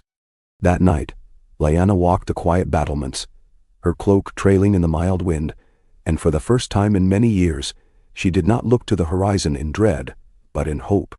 She remembered every name, every sacrifice, and she let herself believe that the dawn they had bought with such pain would last, that the realm she had helped unite would be strong enough for whatever storm might one day return. And as the stars brightened above the white walls and the fields began to bloom with new life, Lyanna Stark, Queen of Dragons and Wolves, beloved of the realm, kept her gentle, steadfast watch, guarding not just the north, but the fragile, precious peace that spring had brought to all of Westeros. Okay. As the crocuses broke through the thawing snows and the willows began to green along the banks of the White Knife, a hush of relief and expectancy settled across Winterfell. The worst of the long night was over. Each morning, Lyanna woke to a world not silent with dread, but alive with the calls of birds and the rush of meltwater, the halls echoing with the bustle of cooks, healers, and children, running games through the warming yards. In the Godswood, the heart tree's face seemed less grim, red sap glistening like a benediction over the black earth. The world felt possible again. Yet the memory of what had passed was everywhere. Burned fields not yet planted, broken towers awaiting new stones, and above all, the empty spaces left by the dead. Lyanna felt those absences as she walked the rebuilt walls at dawn, her hand trailing along new-fitted stones. She would pause sometimes and listen to the wind, feeling the weight of every name she had spoken over a grave, every promise made in the dark. She wore her grief quietly, for there was work to be done. The first days of true spring were spent mending, both land and spirit. The wounded who could not march home were welcomed as kin, housed with the wildlings or among the North's old families, each with a story to tell and hands eager for work. Sansa directed the planting of early gardens, overseeing children and widows alike as they scattered seed and turned earth, teaching southern ladies how to break a northern frost with patience and laughter. Daenerys rode daily with a shifting troop of wildlings and city boys, hunting for stragglers, both survivors and the last, pitiful remnants of the dead. Her bright voice carried through the green haze of new leaves as she called each home, no matter their name or house. Aemon and Benjen led the rebuilding in the far north, patrolling ruined keeps, restoring small holdfasts, and binding the free folk and the Watch to shared cause. At first there was tension, a wildling chieftain bristling at a command, a black brother looking askance at a tentmate with painted face and dogskin boots, but Lyanna's policy of mutual respect and hard-won trust held. By the time the first lambs were born, the line between Kneeler and wildling had blurred into new kinship, one hammered out beneath the shadow of the wall.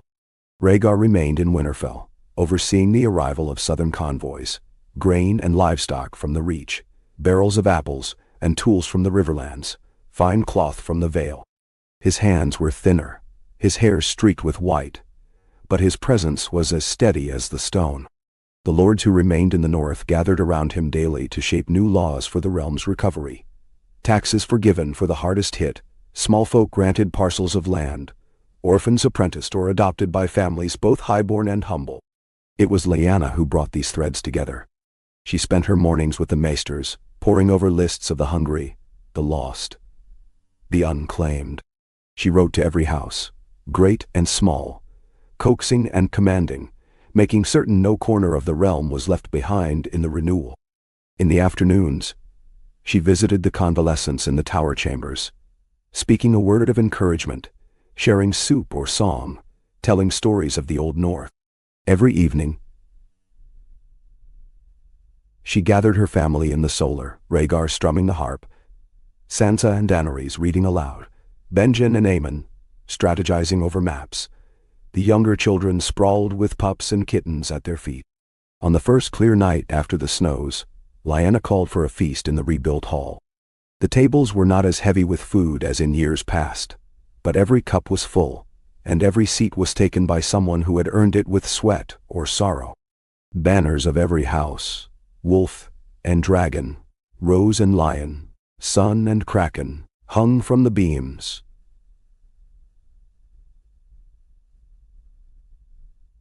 Some ended, some still scorched, all reminders of what they had survived. Lyanna stood to address them, her voice carrying above the laughter and music. Winter tried us, and we endured, not because of banners or crowns, but because we remembered we are one people, of one world. In the days to come, let the memory of darkness remind us to tend the light, to keep every hearth burning, every hand held. Let no child go hungry, no widow forgotten. The old wounds will heal if we heal together. A hush followed, and then a cheer broke out. Not just from the lords, but from the cooks, the stewards, the orphans, the wildlings and black brothers and southern squires alike. The feast lasted long into the night. Sansa led the dancing.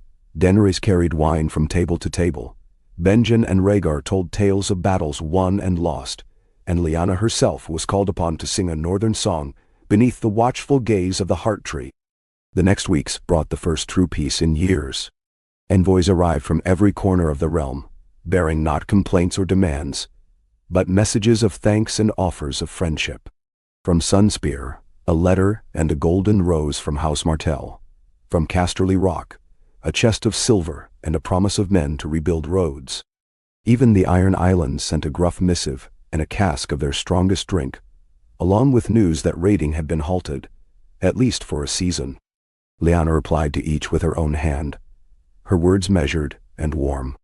She encouraged trade, suggested marriages between distant houses, offered the North's bounty to those still suffering famine. The king's coin, she decreed, would go first to rebuilding the burned-out villages and replanting the fields of the Riverlands and the West. The children of the dead would be wards of Winterfell or Dragonstone or Sunspear, their futures assured by the very peace they had helped buy. But peace, Lyanna knew, was a garden that needed constant tending. There were still disputes, a shipment gone missing on the King's Road, a quarrel between two minor lords over a field of barley, a southern merchant caught cheating the poor. Each problem was answered with a counsel, a calm word, a fair ruling. No one's grief was allowed to fester. Every injustice was met with a plan to mend it. As spring ripened, a sense of something new, something lasting, began to bloom in the north and spread southward. Young lords rode north not to seek glory, but to learn. Southern maids found husbands among the wildlings. Old stories of the others became the lessons of survival, not of hatred or fear. Sansa founded a school for girls, teaching both highborn and small folk in the solar where once she'd only embroidered. Daenerys led rides to every village within a week's journey, making certain that none felt left behind. The realm, Lyanna realized, had been changed not just by victory, but by loss. The scars remained, some visible,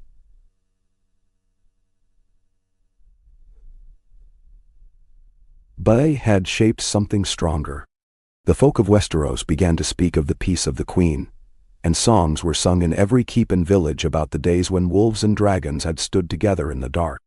As the year's first apple blossoms fell on the green lawns of Winterfell, Lyanna stood in the Godswood with her family. Rhaegar's arm about her shoulders, her children gathered near. The sun dappled through new leaves, and in that moment, Lyanna allowed herself to hope. Not for an end to sorrow, but for a world in which even sorrow could not break them. She pressed her palm to the heart tree's trunk, whispered, "Thanks to the old gods," and lifted her face to the light. "We have built this together," she said, "and we will keep it, as long as love and memory endure." And so, as the days lengthened and the realm healed, Queen Lyanna's peace deepened, a quiet, steadfast promise that would outlast her own time, and live on in every heart that remembered the long night and the dawn that followed. Ka. Spring swelled into a gentle, golden summer. The fields around Winterfell shimmered green, patched with wildflowers, and new-planted barley. Sheep scattered on the distant hills like tufts of cloud. In every village, bells rang for weddings, not for mourning. The sound of axes in the woods was the sound of homes being raised, not war. Lyanna, walking the yards each morning, could feel the difference in the very air. Peace was no longer a delicate hush, but a living thing, sturdy as the trees growing in the new orchards. Children chased dogs along the banks of the stream, their laughter bright against the sunlit stones. Yet the realm's healing did not make Lyanna idle. There was always a letter to answer, a treaty to seal, a hurt to tend. She moved with tireless purpose through the rebuilt halls.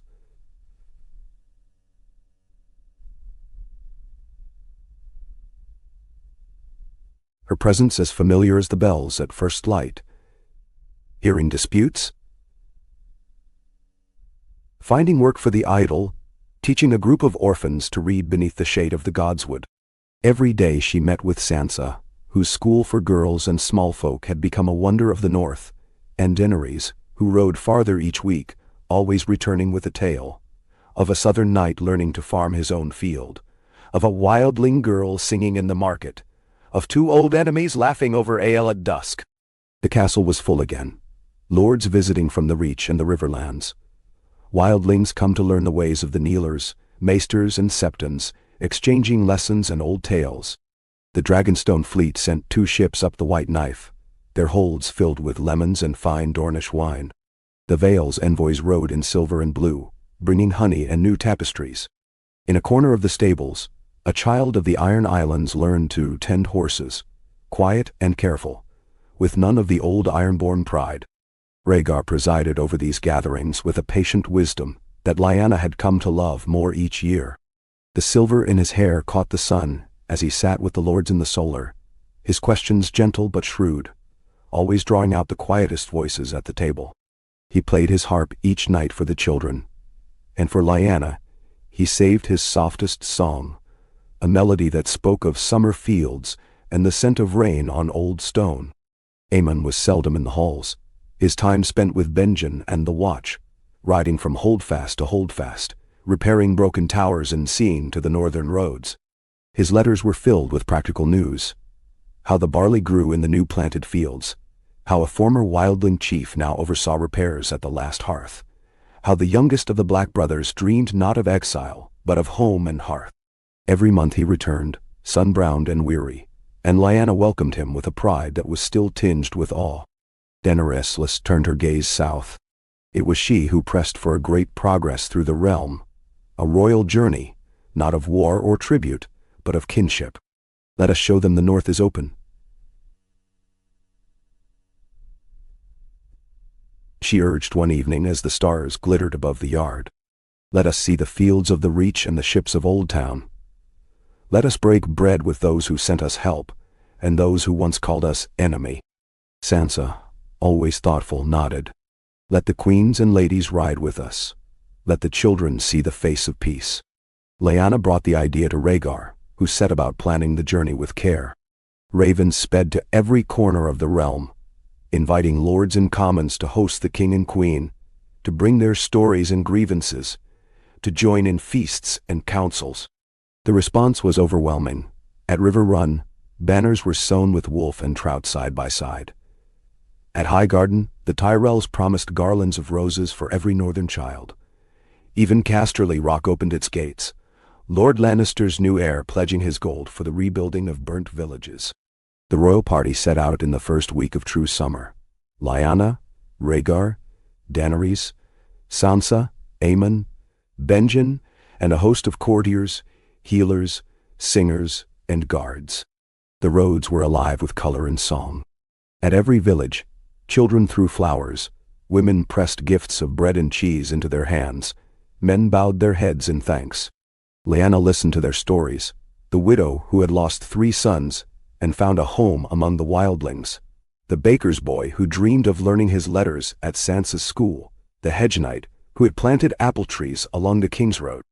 At Old Town, the archmaesters gathered to greet the royal party, and Lyanna spent hours with them, learning of new medicines, sending word north of a healing root found in the swamps, a salve for burns made from a Reach flower. At Highgarden, she joined the harvest, laughing with children as she cut the first sheaf of wheat, her hands stained with the golden chaff. In Sunspear, she bathed in the sea for the first time in years, watched by Dornish girls who braided her hair and sang songs of the new queen. But it was at Casterly Rock that Lyanna felt the greatest change. The castle that had once sent armies in gold against her family now welcomed her with honest respect. The new lord, young and grave, offered his own children as wards of the crown, a pledge of loyalty not bought but earned. In the gold-lit hall, Lyanna spoke of the cost of peace. The lives lost, the wounds still healing, the work still ahead, and saw heads bow, not in submission, but in understanding. As they journeyed back north, the world seemed smaller, kinder. News rode ahead of them, of new roads begun in the Riverlands, a market opening in the Vale, wildlings and Northmen building a hall together by the shivering sea. Lyanna marked it all in her ledger, a record of hope to stand against the memory of loss. They returned to Winterfell as the apples ripened and the wind cooled. The castle thrummed with new life. Southern children chasing direwolf pups, Dornish maids and wildling boys learning northern songs, banners of every house sewn together as one. In the rebuilt sept, prayers were offered for the living and the dead. In the Godswood, Lyanna and Rhaegar knelt beneath the heart tree, surrounded by their family, their friends, and all those whose love and sacrifice had brought them here. In the weeks that followed, Lyanna found a new rhythm. She delegated more to Sansa, who now presided over the small council with ease.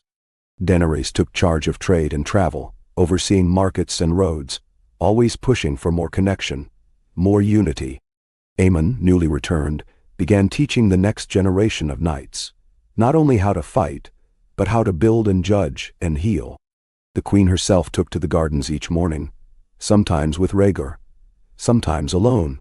She planted new apple trees, tended the beds of healing herbs, read stories to children too young to remember war. She wrote letters still, but now more often of joy, announcing marriages, births, new ventures, and the rare sorrows that must be shared.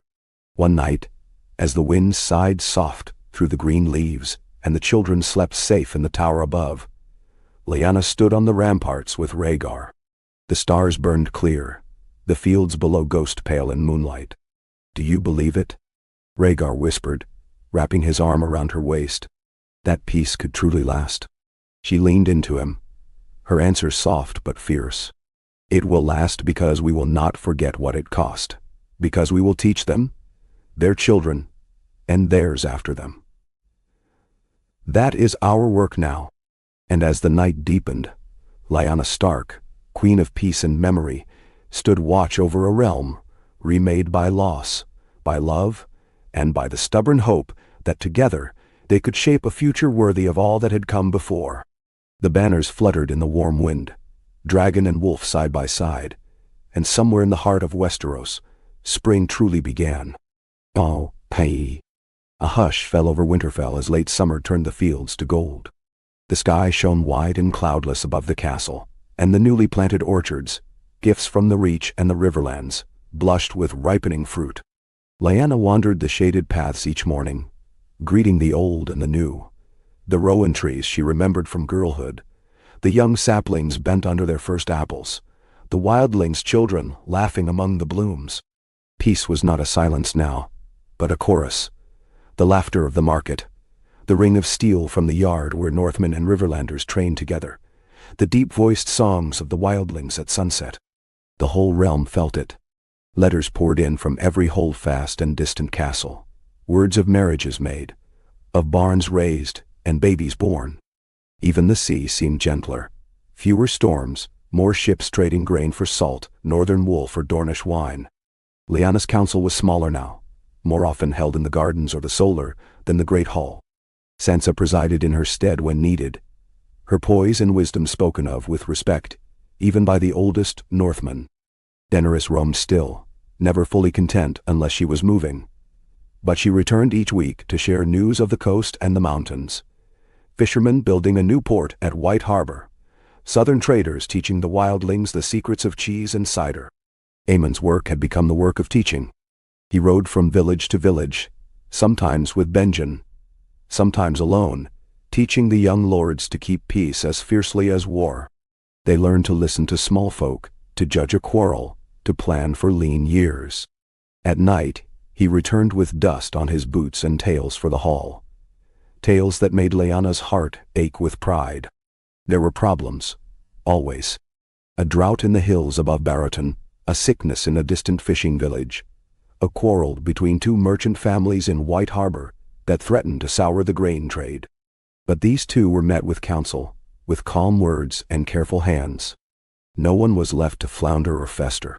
Lyanna visited the sick, sending Sansa to settle the merchants, Daenerys with wagons of grain to Barrowton, and Benjen north with supplies for the watch, just as she had done in the lean years before the war.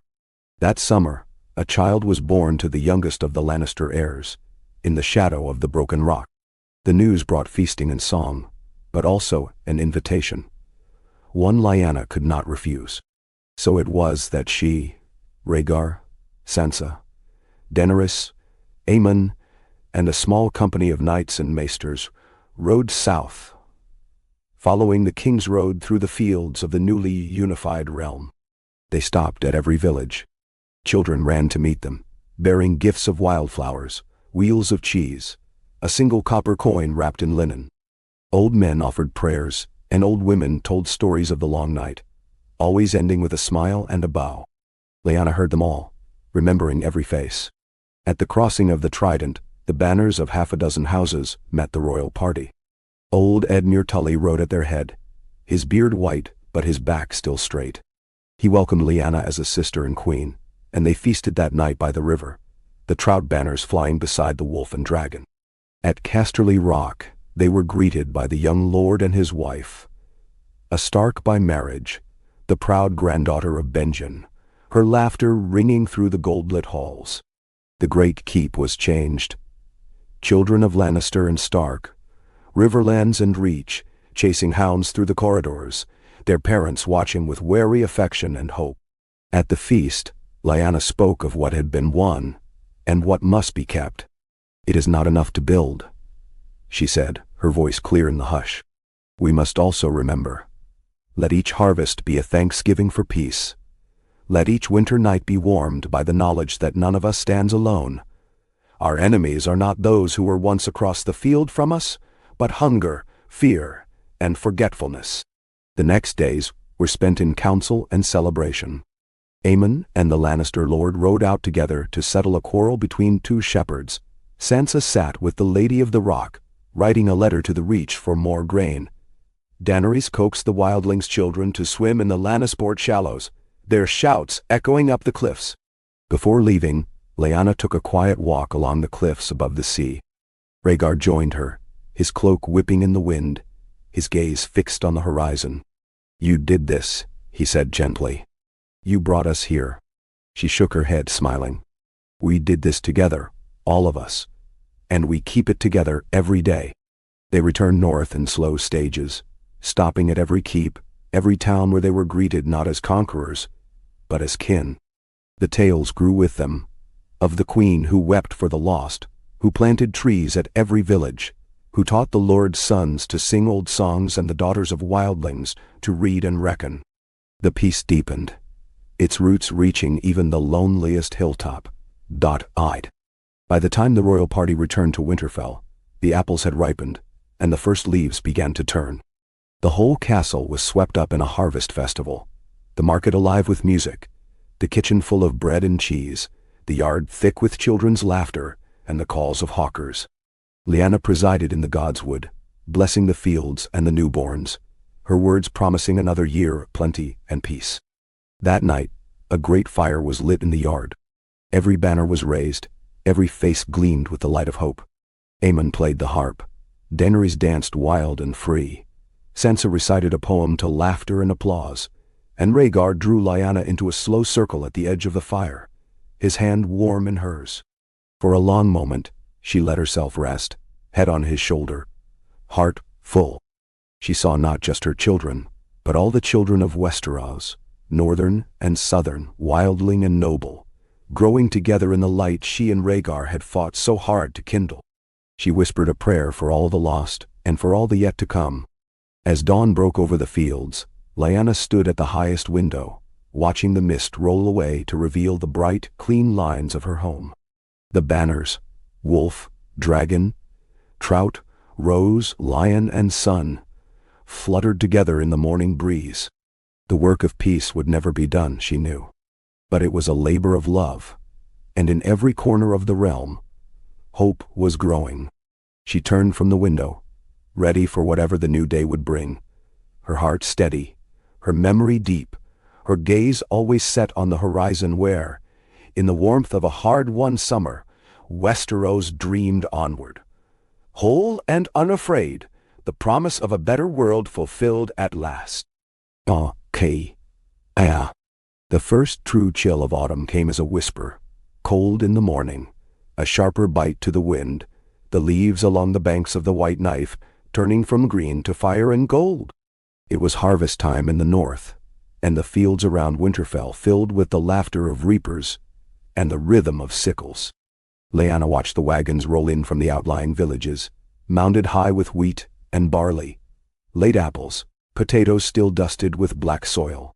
There was more than enough to fill the castle's cellars and leave stores for the hungry in every hamlet. After so many years of uncertainty, the abundance felt like a miracle. She made a point of walking the fields herself, boots muddy, hands stained with apple, sharing cider and bread with children who ran at her heels, their cheeks flushed with health and hope. The council that autumn was smaller than the great war councils of the past, but in its way, more important. Rhaegar presided with a steady hand, his silver hair gleaming in the sunlit solar, while Sansa took careful notes and Daenerys brought news from distant corners of the realm. The children of the next generation filled the halls, Aemon's squires, the daughters of lords who had once been rivals, wildling children who had never known a winter of war. Benjen, gray and still unbowed, rode often to the wall and back, bringing word of new trade with the free folk, of a northern watchfulness that had become a habit, not a fear. News came from the south too. The Reach sent crates of pears and grapes, and a letter of thanks for northern lumber. The Stormlands rebuilt their old ruined castles, their young lords eager to prove themselves in tourney, not in battle. From Sunspear, Princess Nymeria Martell sent a bolt of golden silk and a poem, a peace offering to Daenerys, whose tales of sand and snow had become famous from port to port. The Ironborn sent a single, cryptic raven. We will raid no more this year. Our nets are full, and our bellies too. Everywhere Lyanna looked,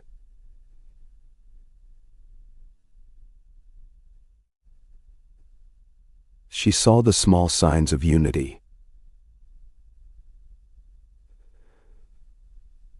A southern knight teaching wildling boys to joust, the youngest daughter of a Tully fishing for trout, with a Crow girl from Skagos, a group of Reach maids learning to spin northern wool. The new world, forged in blood and stubborn hope, was taking root. Yet peace did not mean stillness. That year, the North was restless in a new way, alive with invention and ambition. Sansa's school overflowed its little stone hall. Older girls taught reading to wildlings, and southern boys learned to mend nets and build sledges.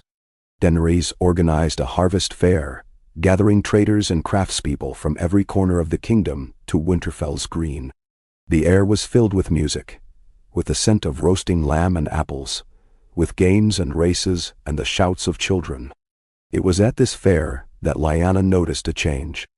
Aemon, grown tall and grave, was surrounded by young men and women eager for his attention, not just because he was heir, but because he listened.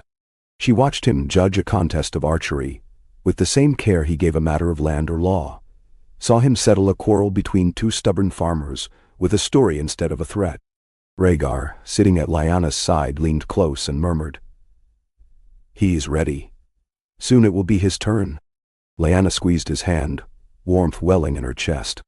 "Not yet. Let them learn by watching. The realm is only just healed." Still, change pressed at the edges of every day.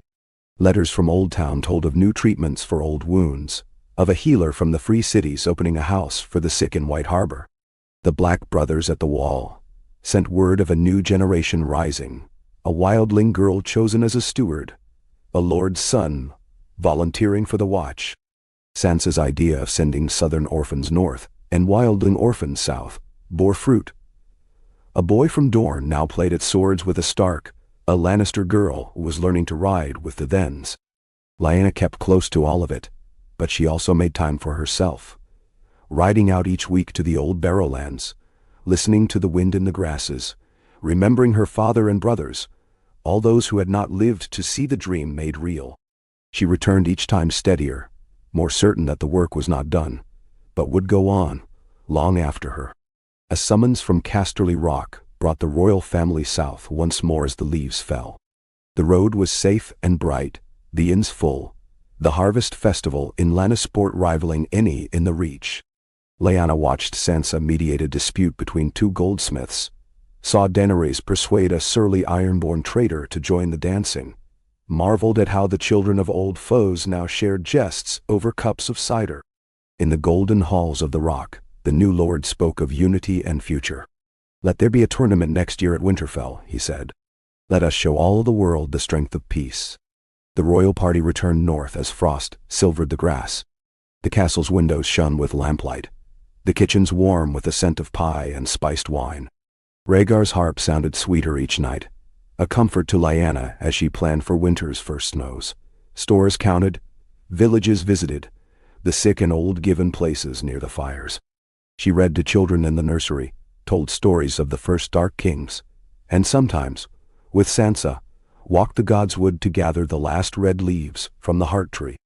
In those walks, Lyanna felt the pulse of the new North, a North that remembered its dead, but lived for the living. On the night before the first snow, she stood on the ramparts and looked out over the torches in the yard. The banners bright in the lamplight, the fields sleeping but ready to rise again. She thought of her own journey, from wild wolf to queen, from loss to love, from battle to hope. The world was not free of shadows. She knew there would be hard seasons, perhaps even wars to come. But she also knew that, so long as the living remembered the cost of what they held, so long as love and courage walked the halls of Winterfell, there was nothing the realm could not endure. As snow began to fall, dusting the towers and the newly mended walls, Lyanna turned back inside, heart at peace. She found Rhaegar at the fire. Sansa and Daenerys laughing together. Aemon bent over a map with Benjen and a circle of eager young faces.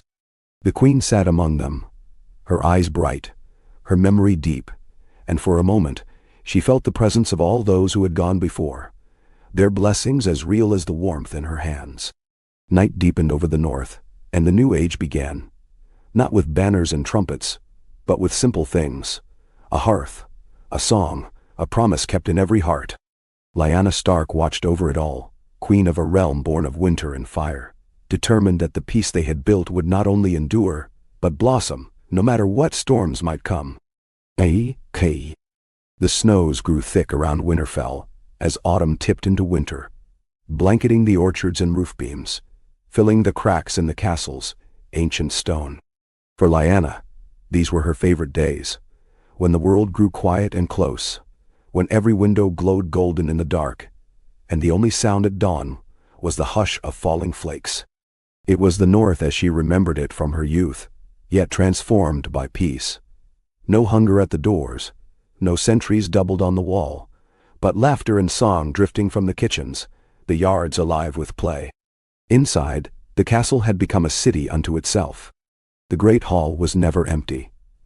Wildlings playing at dice with Riverland squires, Reach maidens weaving garlands of evergreen, Dornish boys teaching the northern children to play at tiles and tales.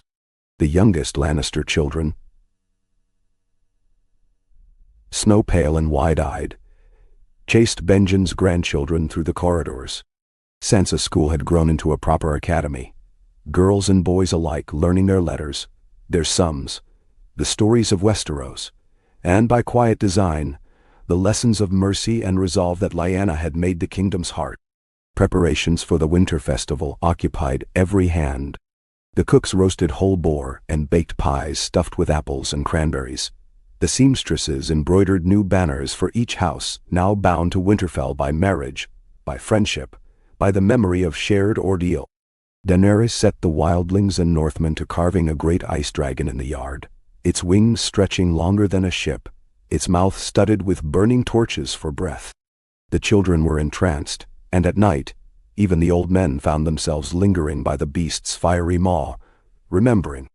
Lyanna spent the mornings in her solar, writing letters to the distant corners of the realm.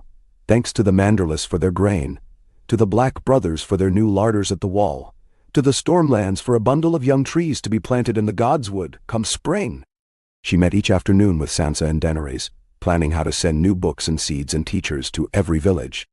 She checked the lists of orphans and the names of those who'd lost homes to war or famine, saw to it that each was remembered in the festival feasts, no matter how humble. In the evenings, she sat with Rhaegar and Aemon in the hall, their voices low as they talked of roads and river crossings, of the rebuilding of old bridges, and the needs of distant holds. Sometimes in the hush before dawn, Lyanna walked the battlements, feeling the cold seep into her bones, breathing the sharp, sweet air that was her birthright. She watched the banners stir on the towers, wolf and dragon, trout and sun, rose and kraken, all bright against the snow, and thought of her brothers, her father, all the ghosts of her own long story. The ache of loss was never far, but it was gentler now, like the memory of a song. She had learned at last to let it rest beside hope. The festival arrived with the solstice. Winterfell's gates were flung wide, and the castle filled with guests. Every house of note was represented, the Tyrells with garlands and songs, the Martells with lemons and warm smiles, the Lannisters with gold and laughter, the Arryns with tales of snow and falconry. The Ironborn sent a shipload of smoked fish and a promise of peace. Even the free folk arrived, their chieftains proud but no longer wary, their children indistinguishable from the rest. For 3 days the castle was alive with feasting, tourneys, and song. Aemon and Benjen judged the contests of arms. Daenerys led a sled race down the snowy hills, and Sansa presided over the children's poetry readings in the library. Lyanna sat at Rhaegar's right hand, rising often to speak with guests, to offer a word of comfort or encouragement, to ensure no cup ran dry, no heart went unattended. On the final night, as the fire roared in the yard and the ice dragon's mouth glowed with flame, Lyanna rose to address the gathering. She wore a simple gown of dark green wool, her hair braided with holly and silver bells, her bearing that of a queen and a mother, the heart of the North. "We have survived the long night," she said, her voice carrying over the hush. "Not by turning from one another, but by holding fast. We are not the realm our ancestors built from conquest and pride. We are something new, shaped by grief and by hope, bound not only by blood, but by the choice to stand together year after year, no matter what storm may come." Then she looked from face to face, Aemon, tall and steady, Daenerys bright as the flames, Sansa serene and clever, Rhaegar's eyes shining with pride and love. "Let this be our promise, that we will remember, that we will teach our children, that when the next darkness comes, and it will come, they will find in us the strength to face it, and the grace to choose peace again." The cheers that followed were long and warm.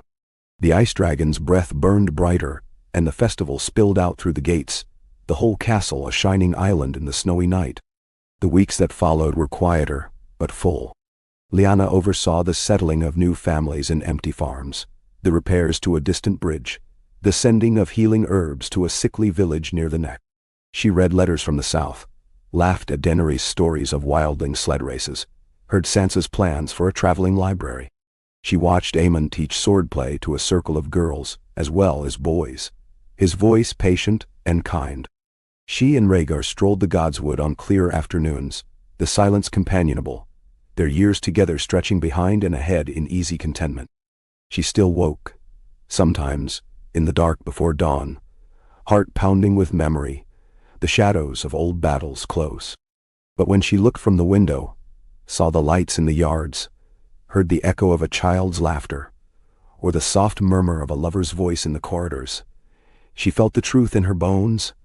The peace they had built was real, and it would outlast them. Spring would come again.